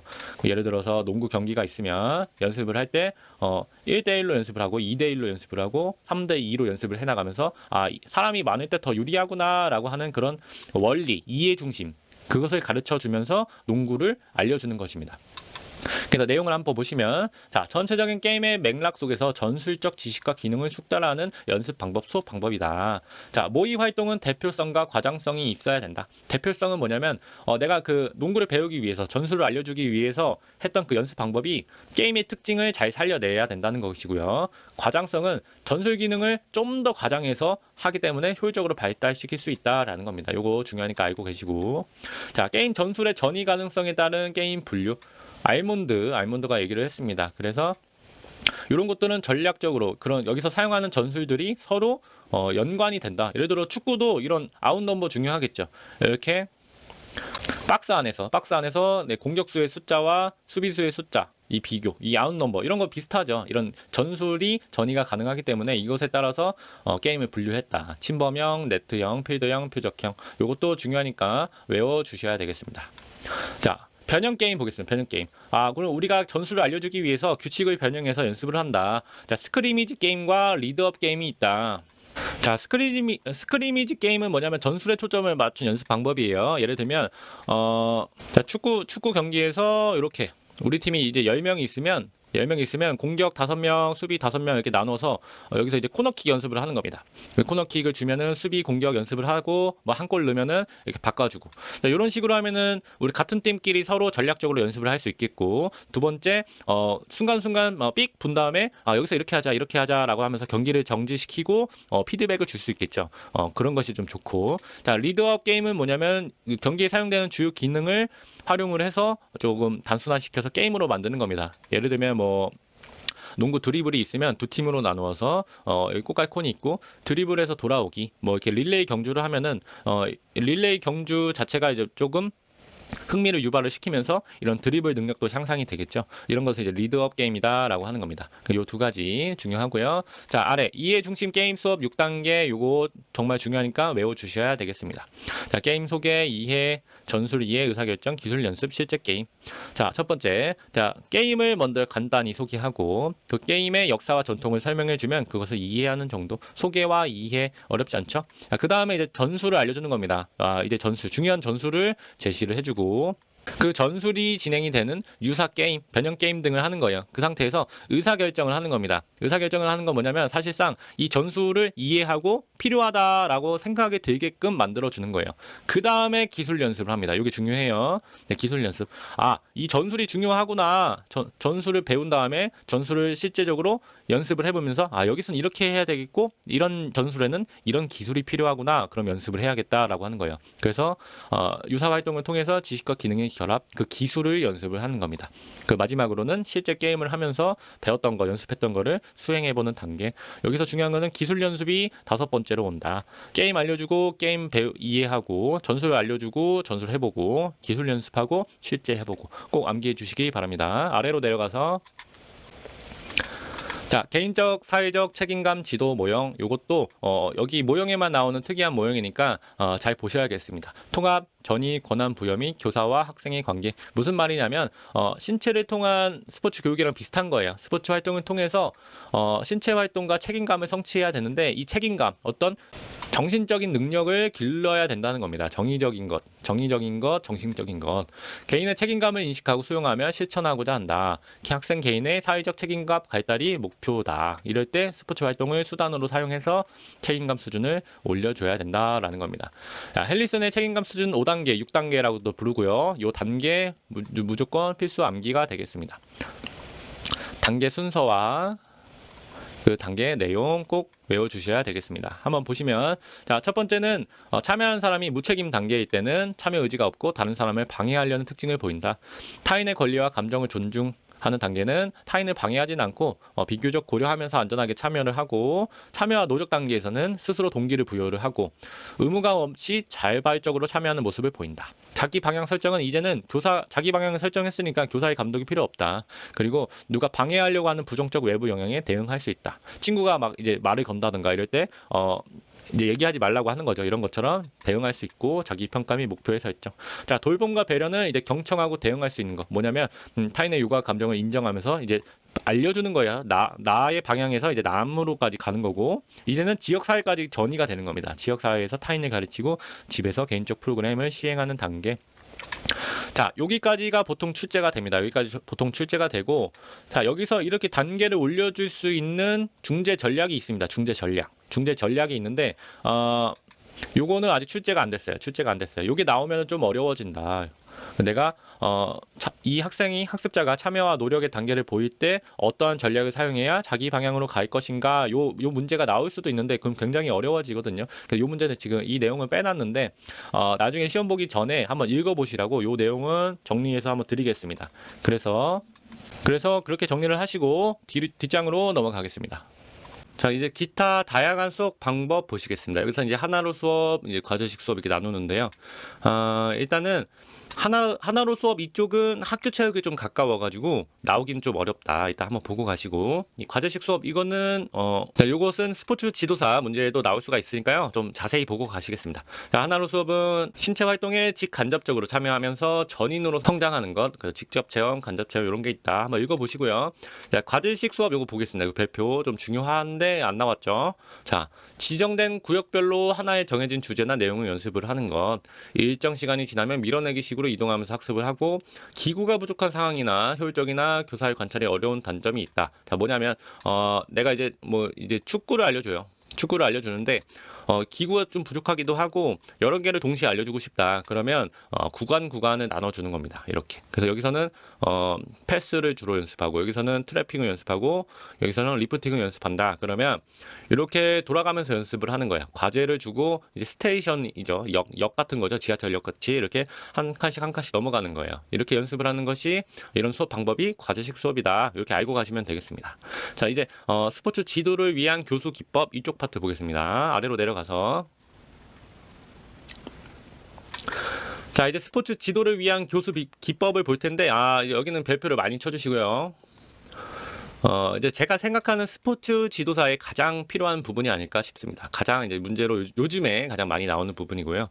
자, 쉽게 이야기하면 스포츠 지도사가 어떤 지도 활동을 할 때 사용되는 지식, 또 노하우, 그런 것들에 대한 내용입니다. 그래서 이쪽부터는 모든 내용이 중요하다. 그러니까 어떻게 해야 된다? 암기해야 된다. 플러스 무턱대고 처음부터 암기를 하려면 어렵다. 그러니까 뭐부터? 이해부터. 제 강의를 들으시면서 이해부터 하시고 암기를 하시면 되겠습니다. 자, 일단은 스포츠 지도에는 어떤 수업을 하기에 앞서서 계획하는 단계가 있고요. 직접 수업을 하는 단계가 있겠죠. 그래서 내가 오늘 가르칠 것을 전달을 하고 학습자가 연습을 하면 연습을 옆에서 교정시켜주면서 관리를 해주는 거. 그리고 이제 잘했나 확인을 해줘야겠죠. 어떤 평가와 수정의 단계가 있다. 자, 이렇게 머릿속에 넣어두시고 이제 아래의 계획 단계부터 가겠습니다. 자, 계획 단계는 이제 수업을 준비를 하는 단계죠. 준비를 하는 단계입니다. 어떤 수업의 전체적인 맥락이나 내용, 목표, 어떻게 수업을 할지, 평가할지, 임무에 대한 전반적인 구상을 하는 단계다. 그래서 그런 내용을 설계하는 방법과 이제 내용을 선정에 필요한 어떤 단계를 배워보겠습니다. 먼저 내용 설계. 지도 계획안을 작성해보자. 매출러 많이 나왔죠, 지금. 앞에서 어떤 상황적 지식, 매출러도 나오고, 수업 모형, 체육 수업 모형에서도 나오고, 이 매출러는 아주 중요하다. 문제로 출제가 자주 된다. 자, 이렇게 6가지가 있습니다. 수업 맥락, 기술, 목표, 이런 거 있는데, 요거 그냥 이제 외우시면은 하나도 이해가 안 되거든요. 그래서 제가 한번 설명을 드리면, 자, 이런 것들은 뭐냐면 수업을 어떻게 하겠다라고 한 장짜리로 만드는 그런 수업 과정안, 수업 교수 학습 과정안을 의미를 합니다. 그래서 예를 들면은 나는 2023년 1월 며칠 날 몇 교시에 어디에서 뭐 체육관에서 1학년 몇 반을 데리고 수업을 하겠다. 수업은 뭐 배드민턴의 1차시 뭐 기본 동작이다. 이런 식으로 하고요. 자, 그다음에 자, 처음에 이제 설명을 하고 어떤 연습 방법을 한 다음에 두 번째 연습을 하고 어떤 피드백을 주고 그 다음에 평가를 하겠다. 평가는 뭐 마지막에 질문을 하겠다. 이때 옆에서 이제 필요한 거를 나열을 하겠죠. 어떤 뭐 영상 자료 때문에 뭐 이런 태블릿 PC가 필요하고 라켓 몇 개와 뭐 셔틀콕 몇 개가 필요하다. 이런 식으로 나열을 하는 겁니다. 그리고 이제 목표도 하겠죠. 자, 오늘 수업 목표에서는 스트로크의 자세를 알고 그리고 클리어를 쳐서 몇 미터 이상 보내는 정도, 이렇게 하겠다라고 이제 수업 계획을 짜는 거예요. 이것을 의미를 하는 겁니다. 지도 계획안 작성은 뭐냐면, 자, 보시면 수업 맥락 기술, 시간이나 수업 치수, 장소, 차시 등을 총체적으로 제시한다. 요거 위에 있는 거죠. 시간, 체육관에서 몇 학년 몇 반으로 배드민턴 1차시 하겠다. 이런 게 수업 맥락 기술이고요. 학습 목표를 수업 전에 구체적으로 제시한다. 뭐 일단은 배드민턴 뭐 기술을 안다. 그리고 클리어 몇 미터를 보낼 수 있다. 선생님 말씀에 잘 기울이며 수업에 참여한다. 이런 식으로 목표를 써주는 거죠. 시간 및 공간 돼 있겠죠. 자, 요거는 어느 공간에서 몇 분 동안 하고 연습 이 활동은 몇 분 동안 하겠다. 이런 것들이고요. 학습 활동 목록 이런 겁니다. 이런 거. 어떻게 할지. 과제 제시. 어떻게 과제를 제시하고 잘 알고 있나 점검을 할지. 이런 흥미 유발의 질문을 할지, 피드백 할지 이런 겁니다. 마지막 평가. 평가는 이렇게 하겠다. 오늘 끝날 때 한번 선생님이 몇 명한테 질문을 할 거예요. 꼭 집중해서 수업을 들어주세요. 이런 식으로 미리 서술을 하고 이제 수업 중에 필요한 내용들을 알려주는 겁니다. 이게 이제 지도 계획안 작성이 되겠습니다. 이렇게 머릿속에 넣어두시고 그 다음에 이해하고 암기하시면은 잘 된다. 무턱대고 암기를 하면은 이제 외울 수가 없다. 자, 아래 보시면 요것도 중요합니다. 발달 단계 분류, 기술 속성 분류 요거 보겠습니다. 자, 발달 단계 분류 요거 이제 링크가 얘기한 거예요. 링크가 얘기한 거고요. 학습자에게 어떤 지도 활동을 하는데 어떤 수준의 학습자가 있는지 그리고 어떤 수준의 과제를 할 건지 그것을 선정을 하는 거예요. 첫 번째, 이제 시작 단계부터 확대, 세련, 응용 단계. 자, 시작 단계는 기초적인 수준에서 학습하도록 소개하고 안내하는 단계다. 어렵지 않죠? 자, 확대는 간단하고 쉬운 과제에서 복잡하고 어려운 과제로 발전을 하는 거다. 자, 요거 체크. 자, 세련, 수행의 질적 능력 향상에 초점을 두고 폼이나 느낌을 강조하는 것. 조금 더 세련되게 하는 거예요. 동작을 조금 더 질적으로 향상시키는 것. 응용, 실제와 유사한 상황에서 사용될 수 있도록 조직하는 것. 그래서 뭐 교재마다 다릅니다. 어떤 교재에서는 세련이 먼저 나오고 확대가 늦게 나오기도 하고 확대가 먼저 나오고 세련이 먼저 나오기도 하고 이것은 내가 교사가 지도자가 하기 나름이에요. 나는 확대, 뭐 이제 양적인 발달부터 먼저 시키고 동작을 좀 더 구체화하겠다. 나는 구체화를 먼저 하고 양적 확대를 하겠다. 이런 거 차이기 때문에 요거는 이제 보시고, 요거는 크게 순서가 있겠죠. 시작하고 응용. 그래서 시작, 확대, 세련, 응용 이렇게 외워주시고 가시면 되겠습니다. 자, 기술 속성에 따라서 두 가지로도 나눌 수 있다. 첫 번째는 개방 기능과 두 번째는 폐쇄 기능. 자, 개방 기능은 환경이 변화한다. 폐쇄 기능은 환경이 변화가 없다. 그래서 이런 내용 보고 가시면 되겠습니다. 자, 요 내용은 이제 심리학에서도 나오죠. 심리학에서 나오니까 겹칠 수 있다. 그래서 밑에 내려가서 자, 이제 실행 단계입니다. 실행 단계. 이제 수업을 이제 시작을 하는 거예요. 그럼 오늘 배울 것을 알려줘야겠죠. 그럼 알려주는 방법에는 세 가지가 있겠죠. 뭐 말로 알려주는 거, 그리고 직접 몸으로 하는 거, 그 다음에 어떤 영상이나 매체를 보여주는 거, 이렇게 접근하시고 어렵지 않습니다. 한번 읽어보면 되죠. 자, 언어적 전달을 할 때는 전체 대상으로 할 때, 그리고 많은 양을 설명할 때 언어로 할 때 좋고, 이제 학습자가 이해할 수 있는 어휘로 사용해야 되겠죠. 자, 언어의 전달만으로 한계가 존재합니다. 물론 그렇죠. 그렇기 때문에 어떤 이해 여부나 초보자 확인을 해줘야 되겠고, 어려울 때는 이런 것들을 활용을 해야겠다. 자, 시범 활용. 정확하고 실제성 있는 시범이 보이는 것이 효과적이다. 이것을 이제 정시범이라고 부릅니다. 정시범, 정확한 시범, 정시범. 이제 이제 잘하는 친구가 있으면 와서 이제 한번 시범을 보여봐라. 이런 게 정시범이고, 좀 잘못된 시범을 보이는 것도 괜찮아요. 잘못된 시범을 보이는 거, 오시범을 보이는 것도 뭐 괜찮다.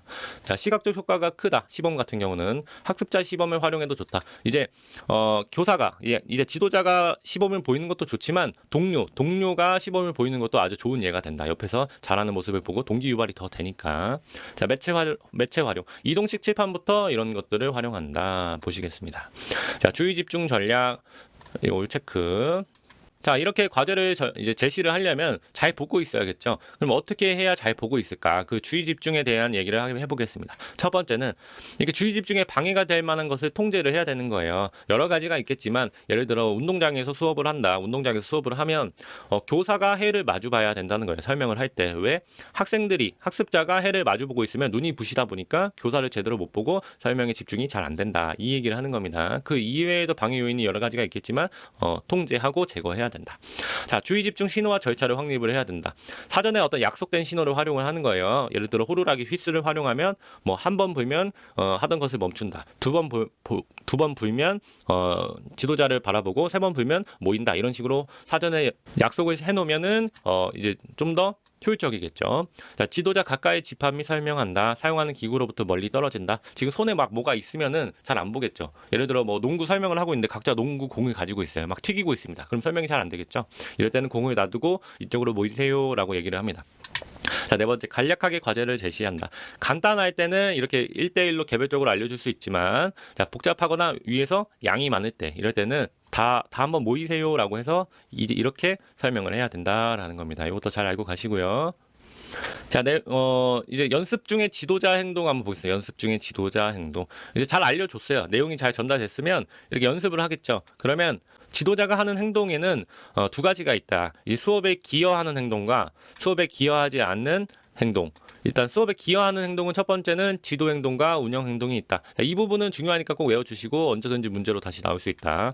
첫 번째 어렵지 않죠. 지도 행동은 뭐냐면 과제를 가르치는 행동이죠. 과제를 알려주거나 학습자의 활동을 관찰하거나 도움을 주거나 피드백을 주는 것. 자, 운영 행동도 직접 기여다. 수업이 잘 운영될 수 있게 하니까. 교수학습 환경을 조성하는 행동.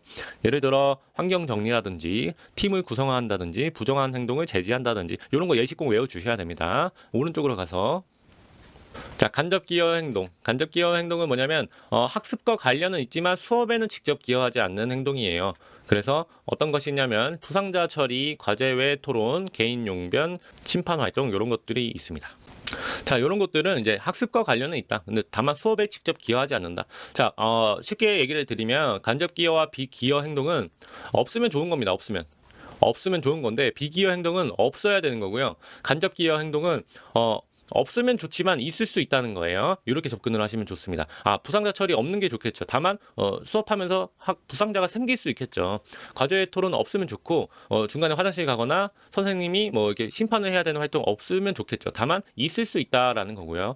자, 비기여 행동은 뭐냐면 기여할 가능성이 전혀 없는 행동, 그러니까 좋지 않은 행동이에요. 소방 연습, 갑자기 수업 중에 소방 연습을 한다던가 방송이 이루어진다던가 외부에서 손님이 온다던가 이런 거는 없어야 됩니다. 없어야 되니까 소방 연습이 불필요하다는 게 아니라 수업 중에는 이렇게 갑자기 연습을 해야 된다는 게 아니에요. 그래서 이런 것들은 이렇게 접근을 하시면 됩니다. 필요한 거, 필요하지 않은 거, 무조건 필요하지 않은 거, 생길 수 있는 거 이렇게 접근을 해서 공부하시면 수월하실 겁니다. 다음은 이제 질문과 피드백 이 파트 보겠습니다. 여기서 이제 질문에 대해서 우리가 수업에 활용하는 질문은 크게 4가지 정도로 나눌 수 있겠다. 자, 이거 읽어보면 어렵지 않을 거예요. 회고적 질문은 기억 수준의 질문과 대답이고요. 지난번에 배웠던 높이뛰기 방법 이름이 기억나니? 요런 겁니다. 집중적 질문은 뭐냐면 경험했던 내용의 분석 및 통합이 필요한 질문, 한번 생각을 해서 정답을 내려주는 거예요. 높이뛰기 공중 자세에서 팔을 어디에 두어야 될까? 한번 생각을 하겠죠. 한번 생각을 하고 이제 대답을 하는 것이고, 분산적 질문, 확산적 질문, 요것도 잘 외워주셔야 됩니다. 수렴, 확산 요거. 자, 요거는 경험하지 않았던 내용의 문제 해결에 필요한 질문이다. 그래서 생각을 하게 만드는 거죠. 자, 가치적 질문 요거 보겠습니다. 가치적 질문, 선택, 태도, 의견 등을 표현하는 데 필요한 질문. 자, 어떤 자신의 선택이나 그런 자신의 생각을 의미를 하는 거예요. 높이뛰기 마지막 시도다. 근데 내가 이제 마지막 시도인데 이것을 입상을 하려면 무조건 높이를 올려야 된다. 근데 그 높이는 내가 한 번도 뛰어보지 않은 높이다. 그러면 내가 체육학적으로 봤을 때, 내가 철학적으로 봤을 때 이걸 올려야 될까? 아니면은 올리지 말아야 될까? 뭐 이런 거예요. 이런 거는 어떤 답이 있는 것도 아니고 어떤 다양한 답을 원하는 것도 아니죠. 생각을 해서 개인의 판단을 내려주는 겁니다. 이런 것을 가치적 질문이라고 한다. 자, 이제 마지막 학습 단서 보겠습니다. 이제 학습을 할 때 도움이 되는 정보를 의미를 합니다. 또 피드백과 조금 결이 달라요. 그래서 학습자에게 이제 구체적이고 간결하게 제시할 수 있는 거, 이런 단서를 의미를 하고요. 이해하기 쉬운 용어를 얘기를 합니다. 요약 단서는 복잡한 과제 특징을 한 단어로 조직하는 것, 조작 단서는 직접 신체를 올바른 자세로 도작하는 방법. 예를 들어서 이제 축구를 합니다. 축구를 할 때 어떤 친구가 이렇게 이제 공을 차는데 공을 차고 난 다음에 이 오른쪽 다리를 쭉 피지 않아요. 그러면 이 친구한테 이 친구야 오른쪽 다리 무릎을 쭉 펴고 발끝까지 밀어줘 이렇게 얘기를 하면 너무 길죠. 이럴 때는 간단하게 제시를 하는 겁니다. 친구야 발을 쭉 밀어. 이런 식으로 짧게. 그래서 이해하기 쉬운 용어로 복잡한 내용을 한 단어로 조직을 하는 거, 이게 요약 단서가 되겠습니다. 쭉 아니면 밀어, 팔을 쭉 이런 식으로. 그리고 조작 단서는 직접 이제 신체를 조작해 주는 것, 이렇게 이해를 하시면 되겠습니다. 자, 아래로 내려가서 자, 여기 이제 실제 학습 시간 나옵니다. 이거 읽고 별표 쳐주세요. 별표. 자, 이제 결론적으로는 뭐 이게 내용이 엄청 많은데 결론적으로는 이것 때문에 그렇습니다. 실제 학습 시간을 올리기 위해서 뭐 효과적으로 교수 행동을 하고 이런 기술도 필요하고 앞에서 어떤 단서도 주고 질문도 하고 하는 거예요. 결론적으로는 이겁니다. 이거 한번 볼게요. 수업 시간 중에 학습자가 적절한 난이도의 과제에 성공적으로 참여하는 실제 시간을 의미한다. 이것을 올려주기 위해서. 왜? 이것을 올리면 이것이 어떤 수업이 되니까? 좋은 수업이 되니까. 좋은 수업이 되려면 학습자가 실제로 학습하는 시간이 늘어야 된다라는 거예요. 그래서 실제 학습 시간이란 전체 수업 시간 중에 내가 이렇게 운영하는 시간, 이동하는 대기 시간, 이제 위에서 봤던 어떤 비기여, 간접 기여 이런 것들을 다 뺀 시간이 이제 실제 학습 시간이다. 이게 늘어야 좋은 수업이 된다는 겁니다. 그래서 이런 상규적 활동, 예를 들어 물 마시러 가고 화장실 가고 이런 거 매번 지도자가 알려주는 게 아니라 수업 이제 아예 시작할 때 알려주는 거예요. 우리가 수업 중에는 이런 상황이 있을 것이다. 이런 상규적 활동은 이렇게 행동해라라고 하고 이제 연습도 시켜주는 거예요. 루틴화 시켜주는 겁니다. 그러면 이런 시간 어디 있죠? 수업 운영 시간이나 비과제 행동 시간이 줄어들겠죠. 그러면 전체 수업 시간 중에 학습 시간이 늘게 됩니다. 수업 운영 시간 줄이기, 활동 미리 안내하기, 짧은 출석 확인, 주의 집중 신호 이런 것도 마찬가지예요. 1번 누구 왔니? 2번 누구 왔니? 이렇게 확인하는 게 아니라 뭐 예를 들어서 체육관 벽에다가 줄넘기 같은 거 쭉 두는 겁니다. 줄넘기 쭉 두고 번호대로 1번부터 30번까지. 그리고 지도자가 오기 전까지 줄넘기를 하면서 워밍업을 하고 있는 거예요. 지도자는 와서 비어있는 줄넘기가 있는지 확인을 하고 이제 체크하고 출석으로 넘어가면 되겠죠. 그럼 10초도 안 걸릴 거예요. 그러면 이 짧은 출석 확인 이런 것도 있습니다. 주의 집중 신호 아까 위에서 봤던 것처럼. 자, 효과적 교수 행동 레빈 이렇게 얘기했던 거 있는데 이것도 이제 여러 가지가 있어요. 효과적으로 할 수 있는 교수 행동 이런 것들은 결론적으로는 실제 학습 시간을 위해서 필요한 어떤 기술들을 의미합니다. 노하우 같은 거. 근데 워낙 다양하긴 한데 어쩔 수 없이 암기해야 된다. 어쩔 수 없이 암기해야 된다. 예를 들어서 프리맥 원리 이렇게 나오면은 이게 뭔지 이게 무엇인지 아는 정도까지는 돼야 되는 거예요. 예를 들어 토큰 강화 이렇게 나오면 이게 뭔지 아는 정도. 그래서 제가 한번 쭉 설명을 드리면서 넘어가면은 여러분들은 이 정도까지는 최소한의 암기는 해주셔야 된다. 자, 한번 가겠습니다.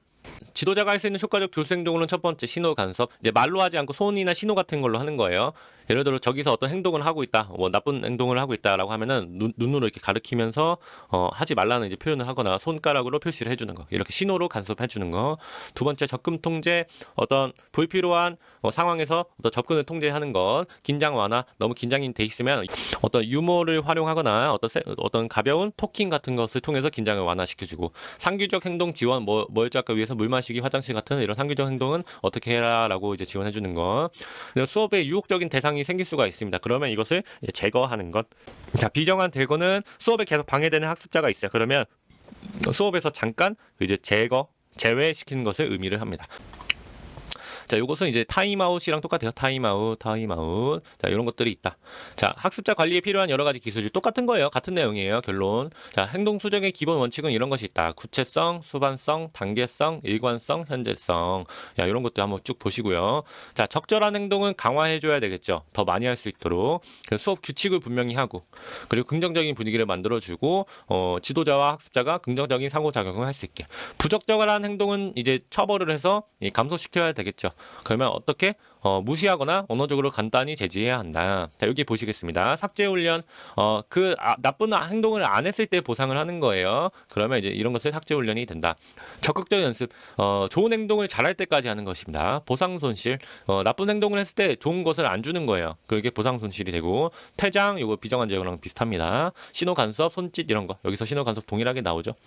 자, 행동 수정 전략 이거 별표 치시고 여기 부분이 좀 많이 나온다. 행동 공표, 바람직한 행동을 사전에 알려주는 겁니다. 이런 행동을 해야 된다. 자, 행동 계약, 사전에 학습자랑 지도자가 서로 약속을 하는 거예요. 이렇게 행동하자. 프리맥 원리, 이것은 이제 하기 싫은 게 있어요. 하기 싫은 게 있고 안 하려고 하는 게 있으면 이것을 하면 하고 싶은 것을 하게 해줄게 라고 하는 거예요. 그래서 뭐 예를 들면은 뭐 책을 잘 안 읽는 사람이 있으면 20분 책을 읽으면 뭐 컴퓨터 게임 10분 하게 해줄게. 이것처럼 어떤 선호하지 않은 행동을 선호하는 행동으로 강화하는 것, 이게 프리맥 원리가 되겠습니다. 바람직한 행동 게임은 뭐냐면 이런 바람직한 행동 같은 것을 이제 게임으로 연습을 하는 거예요. 그래서 잘 지킬 수 있도록 하는 거고, 토큰 강화는 잘했을 때마다 이런 토큰 같은 거, 쿠폰 같은 걸 줘서 쿠폰을 모아오면 다시 강화물을 주는 것. 차별 강화는 여러 가지 행동 중에 내가 강화하고 싶은 것, 잘하는 것만 강화를 시켜주는 것을 의미합니다. 자, 여기서 결론적으로는 이런 실제 학습 시간을 올리기 위한 다양한 기법이 있다. 무슨 기법이 있는지 알고 필요한 경우 외워주시면 되겠습니다. 밑으로 가서 피드백 좀 더 자세히 보겠습니다. 자, 피드백 여러 가지 이제 피드백이 있어요. 피드백을 어떻게 써야 되냐? 이제 많을수록 좋다. 일단 상호작용은 많을수록 좋다라는 거고요. 이게 심리학하고 교육하고 좀 다릅니다. 심리학에서는 이제 점점 줄여나가야 된다는 거고, 교육학에서는 그것보다는 이런 교육 상황에서 학습에 대한 것을 의미를 해요. 그래서 되도록 많을수록 좋다. 여기서 많다는 거는 교사와 학습자 간의 어떤 상호작용이 많을수록 좋다라는 거고요. 구체적으로 해줘야 되고, 즉각적으로 해주는 게 좋다. 어떤 행동이 일어났을 때 즉각적으로 해주면은 바로 이제 강화가 일어나기 때문에 긍정적으로 해줘야 되고, 언어와 비언어로 다양하게 해주고, 노력에 대한 피드백이 필요하다. 자, 여기서 정보 출처 방식, 평가 방식 이런 것도 제가 이제 넣어놨거든요. 그래서 요거에 대해서 한번 보시고 크게 어렵지는 않으니까 한번 읽어보시면 되겠습니다. 아래 이제 교수 기능 연습 방법 보겠습니다. 나의 이제 수업 방법을 연습시키는 방법이에요. 그래서 그냥 천천히 한번 보시면 혼자 연습하는 방법이 있겠죠. 거울이나 어떤 영상 촬영을 하면서 내가 이제 뭐 말하는 것, 손짓, 행동, 표정 이런 것들을 연습하는 거. 동료 교수는 말 그대로 동료와 함께 서로 알려주는 것. 아직 대상 학생은 없습니다. 서로 봐주면서 이런 가르치는 연습 정도만 하는 거예요. 자, 그 다음에 축소 수업 마이크로 티칭이라고 합니다. 여기서부터는 이제 대상 학생이 있습니다. 대상 학생이 있고요. 교수의 기능을 연습하는 정도다. 자, 반성적 교수 요거 체크해 주시고 왠지 나올 것 같아요. 반성적 교수란 그룹 구성 및 교사 선출 종료 후 토의 같은 겁니다. 협동학습으로 따지면 이제 직소 같은 거예요. 교사들끼리 서로 나누어서 서로 가르쳐 보고 서로 토의를 해주는 겁니다. 그만큼 반성적 교수가 되겠죠. 이것도 이제 학생이 있죠. 학생이 있지만 이 학생은 누가 한다? 교사, 이제 서로 교사의 역할을 한 사람들이 한다. 서로 돌아가면서. 자, 현장 교수, 실제 교수, 요거는 한번 쭉 보시면 되겠습니다. 자, 요거 보겠습니다. 현장 개선 연구. 현장 개선 연구는 뭐냐면 동료나 연구자의 도움을 받아 자신의 수업을 지속적이고 반성적으로 탐구하며 개선하는 연구다. 이렇게 알고 가시면 돼요. 그리고 세 가지 특징이 있다. 역동성. 자, 이런 동료나 연구자의 도움을 받아서 좀 역동적으로 이루어지고요. 연속성, 집단성. 이제 뭐 한번 수업을 하면 다시 이 결과를 반영을 해서 다시 수업을 하고 이런 것들. 이제 이런 특징이 있다. 가볍게 알고 가시면 되겠습니다. 뒷장으로 넘어가서 자, 안전한 학습 환경 구성 요거 이제 최근에 문제가 자주 나오고 있습니다. 이제 체육 교과서에서 보면은 옛날에는 건강, 도전, 경쟁, 표현, 여가였다면 이제 세월호 사건 이후로 어떤 이제 합의가 이루어진 다음에 이 여가가 없어지고요. 안전이라고 들어왔습니다. 이제 교과서 안에 요거는 이제 내용 안으로 들어가고 그래서 지금 교과서를 펴보면 건강, 도전, 경쟁, 표현, 안전이라고 나오거든요. 그만큼 이제 안전이 중요합니다. 요새 이제 사회에서. 근데 다만 이제 문제로 나올 때는 그렇게 어렵게 나오진 않다. 상식적으로 나오니까 문제 풀 수 있다. 자, 체육활동 지도시 수업의 성공 여부 판단은 학습 목표의 달성, 실제 학습 시간이죠. 이거지만 무엇보다 뭐가 중요하다? 안전이 중요하다. 안전이 이루어지지 않으면 이것은 다 의미가 없다라고 얘기를 하는 거예요. 그래서 이 내용 한번 읽어보겠습니다. 수업의 시작과 끝맺음 신호를 딱 설정해주고 기대 행동과 수행 기준은 반복적 명시함, 안전한 운영 절차 전달, 위험한 행동 발생 시에는 즉각 중단, 규칙화 절차 강조, 활동 전 안전 문제 예측, 교구 배치, 새로운 과제나 게임 시작 시에는 적극적 관찰. 이거 다 이제 어렵지 않으니까 한번 읽어보시고요. 아래 이제 평가론 가겠습니다. 자, 이쪽 평가로는 이제 과거보다는 요즘에 조금 문제가 많이 나오는 추세다. 그래서 잘 보고 가시고요. 평가의 이론적 측면에서 용어 구분 먼저 가겠습니다. 평가에 관련된 용어로는 여러 가지가 있다. 이거 이외에도 여러 가지가 있지만 일단 측정과 평가 먼저 구분하겠습니다. 측정이란 특정 기준으로 양을 측정하는 것, 단순히 수치를 부여하는 것입니다. 예를 들어 뭐 키를 측정하는 것, 키를 측정한다, 키를 평가한다라고 얘기 안 하죠. 키를 측정한다라고 얘기를 합니다. 단순히 수치를 부여하는 것이고 가치가 배제된다. 사정이란 의사결정을 위하여 다양한 자료 수집 해석을 하는 과정이다. 이렇게 알고 가시고요. 검사는 사실이나 상태 또는 성분을 조사하여 옳고 그름과 낮고 못함을 판단한다. 평가 잘 보시겠습니다. 포괄적인 개념이다. 대상에 대해서 가치를 판단하는 것이다. 이렇게 한번 구분하고 가시고요. 자, 평가의 목적 및 효과 요거 그냥 한번 읽어보시면 어렵지 않으실 겁니다. 자, 평가 양호도 한번 보겠습니다. 평가 양호도 타당도, 신뢰도, 객관도 요거 중요합니다. 별표 쳐주시고 평가가 좋은가, 이 평가는 좋은 평가인가 라고 보는 거예요. 예를 들어서 축구 실력을 평가합니다. 축구 실력을 평가하는데 나는 GPAI라고 하는 게임 평가를 하겠다. 그럼 이 평가 방법이 좋은가 라고 보는 거예요. 좋은가, 이게 좋은가. 자, 첫 번째 이제 타당도입니다. 타당도 측정하고자 하는 것을 정확하게 측정하는가 이렇게 외워주셔야 돼요. 이제 어려우니까 측정하고자 하는 것을 정확하게 측정하는가. 예를 들어 나는 축구 실력을 평가하고 싶은데 이 뭐 손기술에 대해서 뭐 평가를 합니다. 그러면은 타당하지 않죠. 나는 축구를 실력을 보고 싶은데 이런 것처럼 내가 측정하고자 하는 것을 측정하는가, 이게 이제 타당도가 되겠고요. 자, 두 번째 신뢰도, 측정하고자 하는 것을 오차 없이 정확하게 측정하는가. 자, 예를 들어서 나는 축구 실력을 이제 평가를 하는데 이 같은 시험 도구를 사용했는데 어떨 때는 70점이 나오고 어떨 때는 100점이 나오고 어떨 때는 90점이 나오고 막 그때그때 달라요. 신뢰도가 없는 거죠. 오차가 많이 생기는 것, 여기 신뢰도가 되겠습니다. 믿을 만한 시험인가? 자, 마지막 객관도. 자, 요거랑 좀 헷갈리는데요. 이것만 보면 됩니다. 객관도는 주관을 얼마나 배제했는가.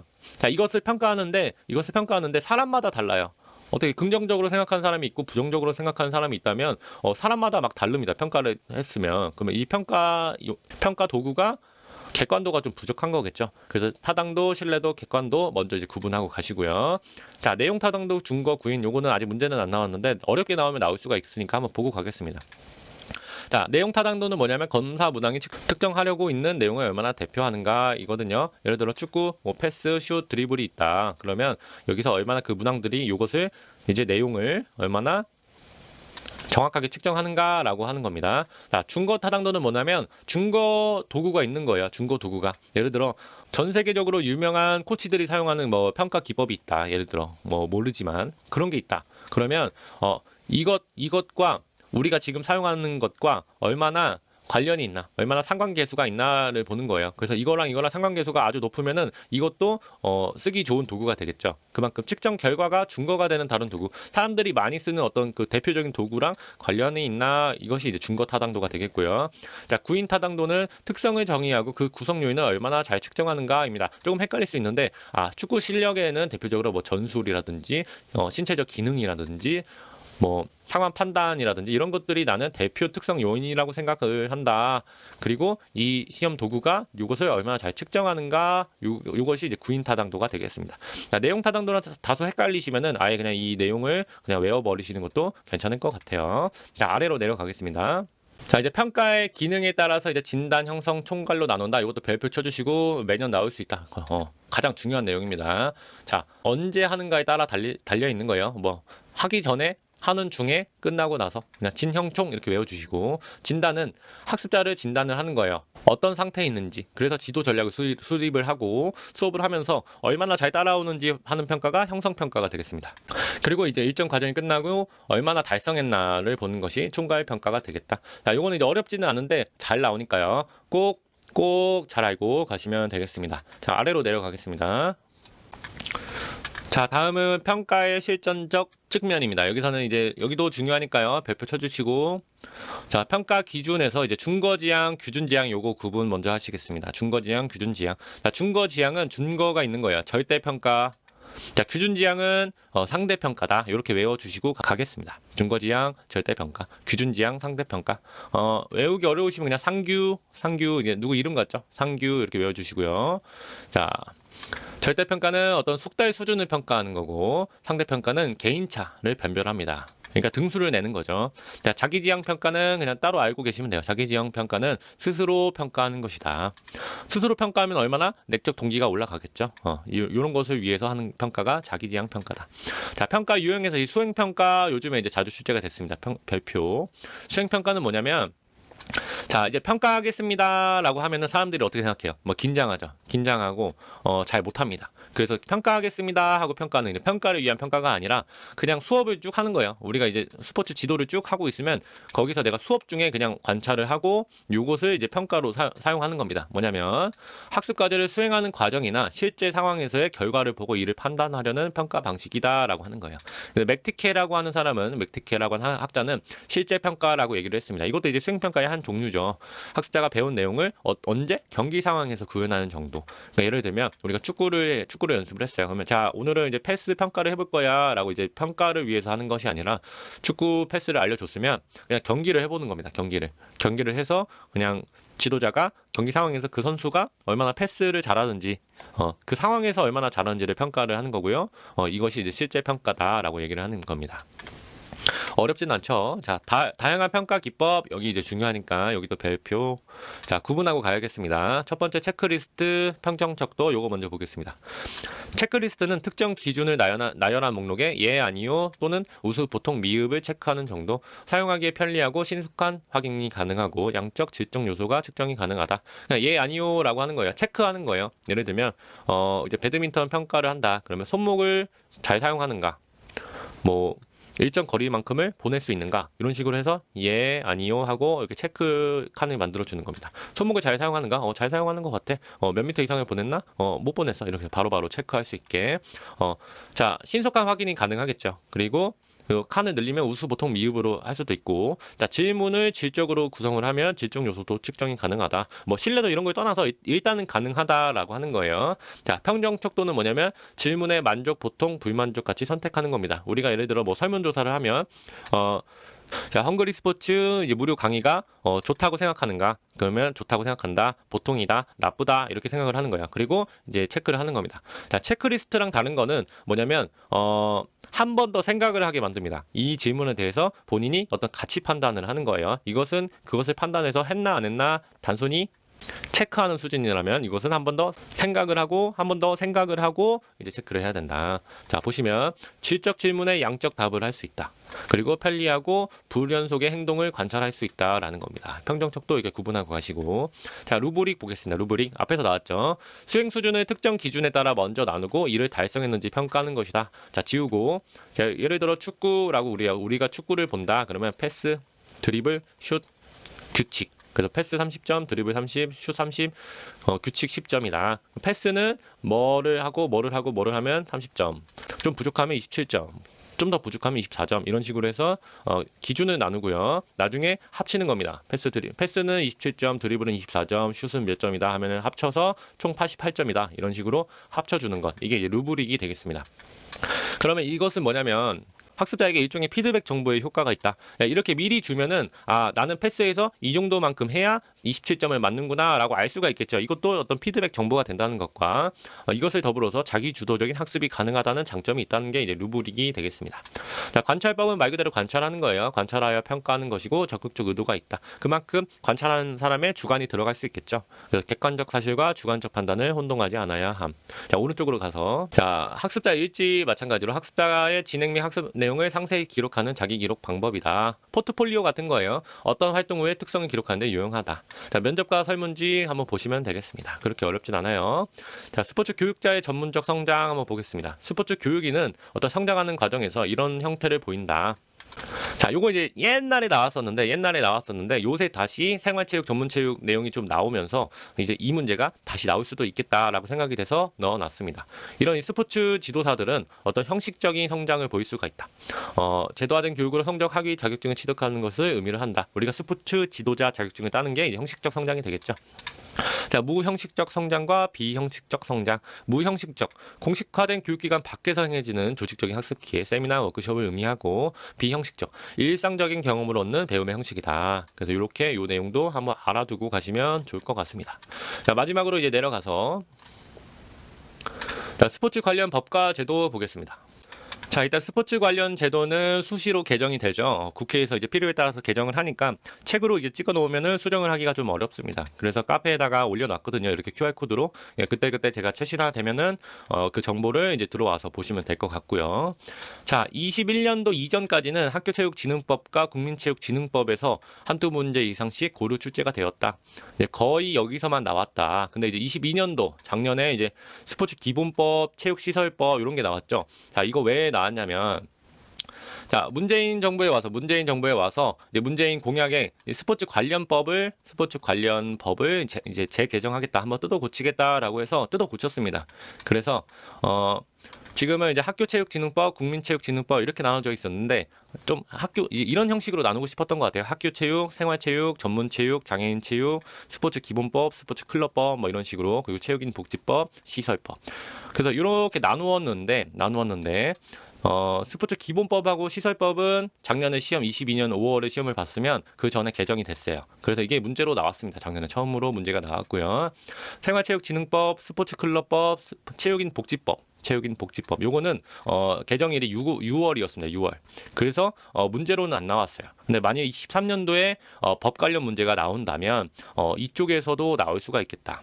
왜냐하면 지금은 이제 개정이 되었기 때문에 문제로 낼 가능성이 생겼죠.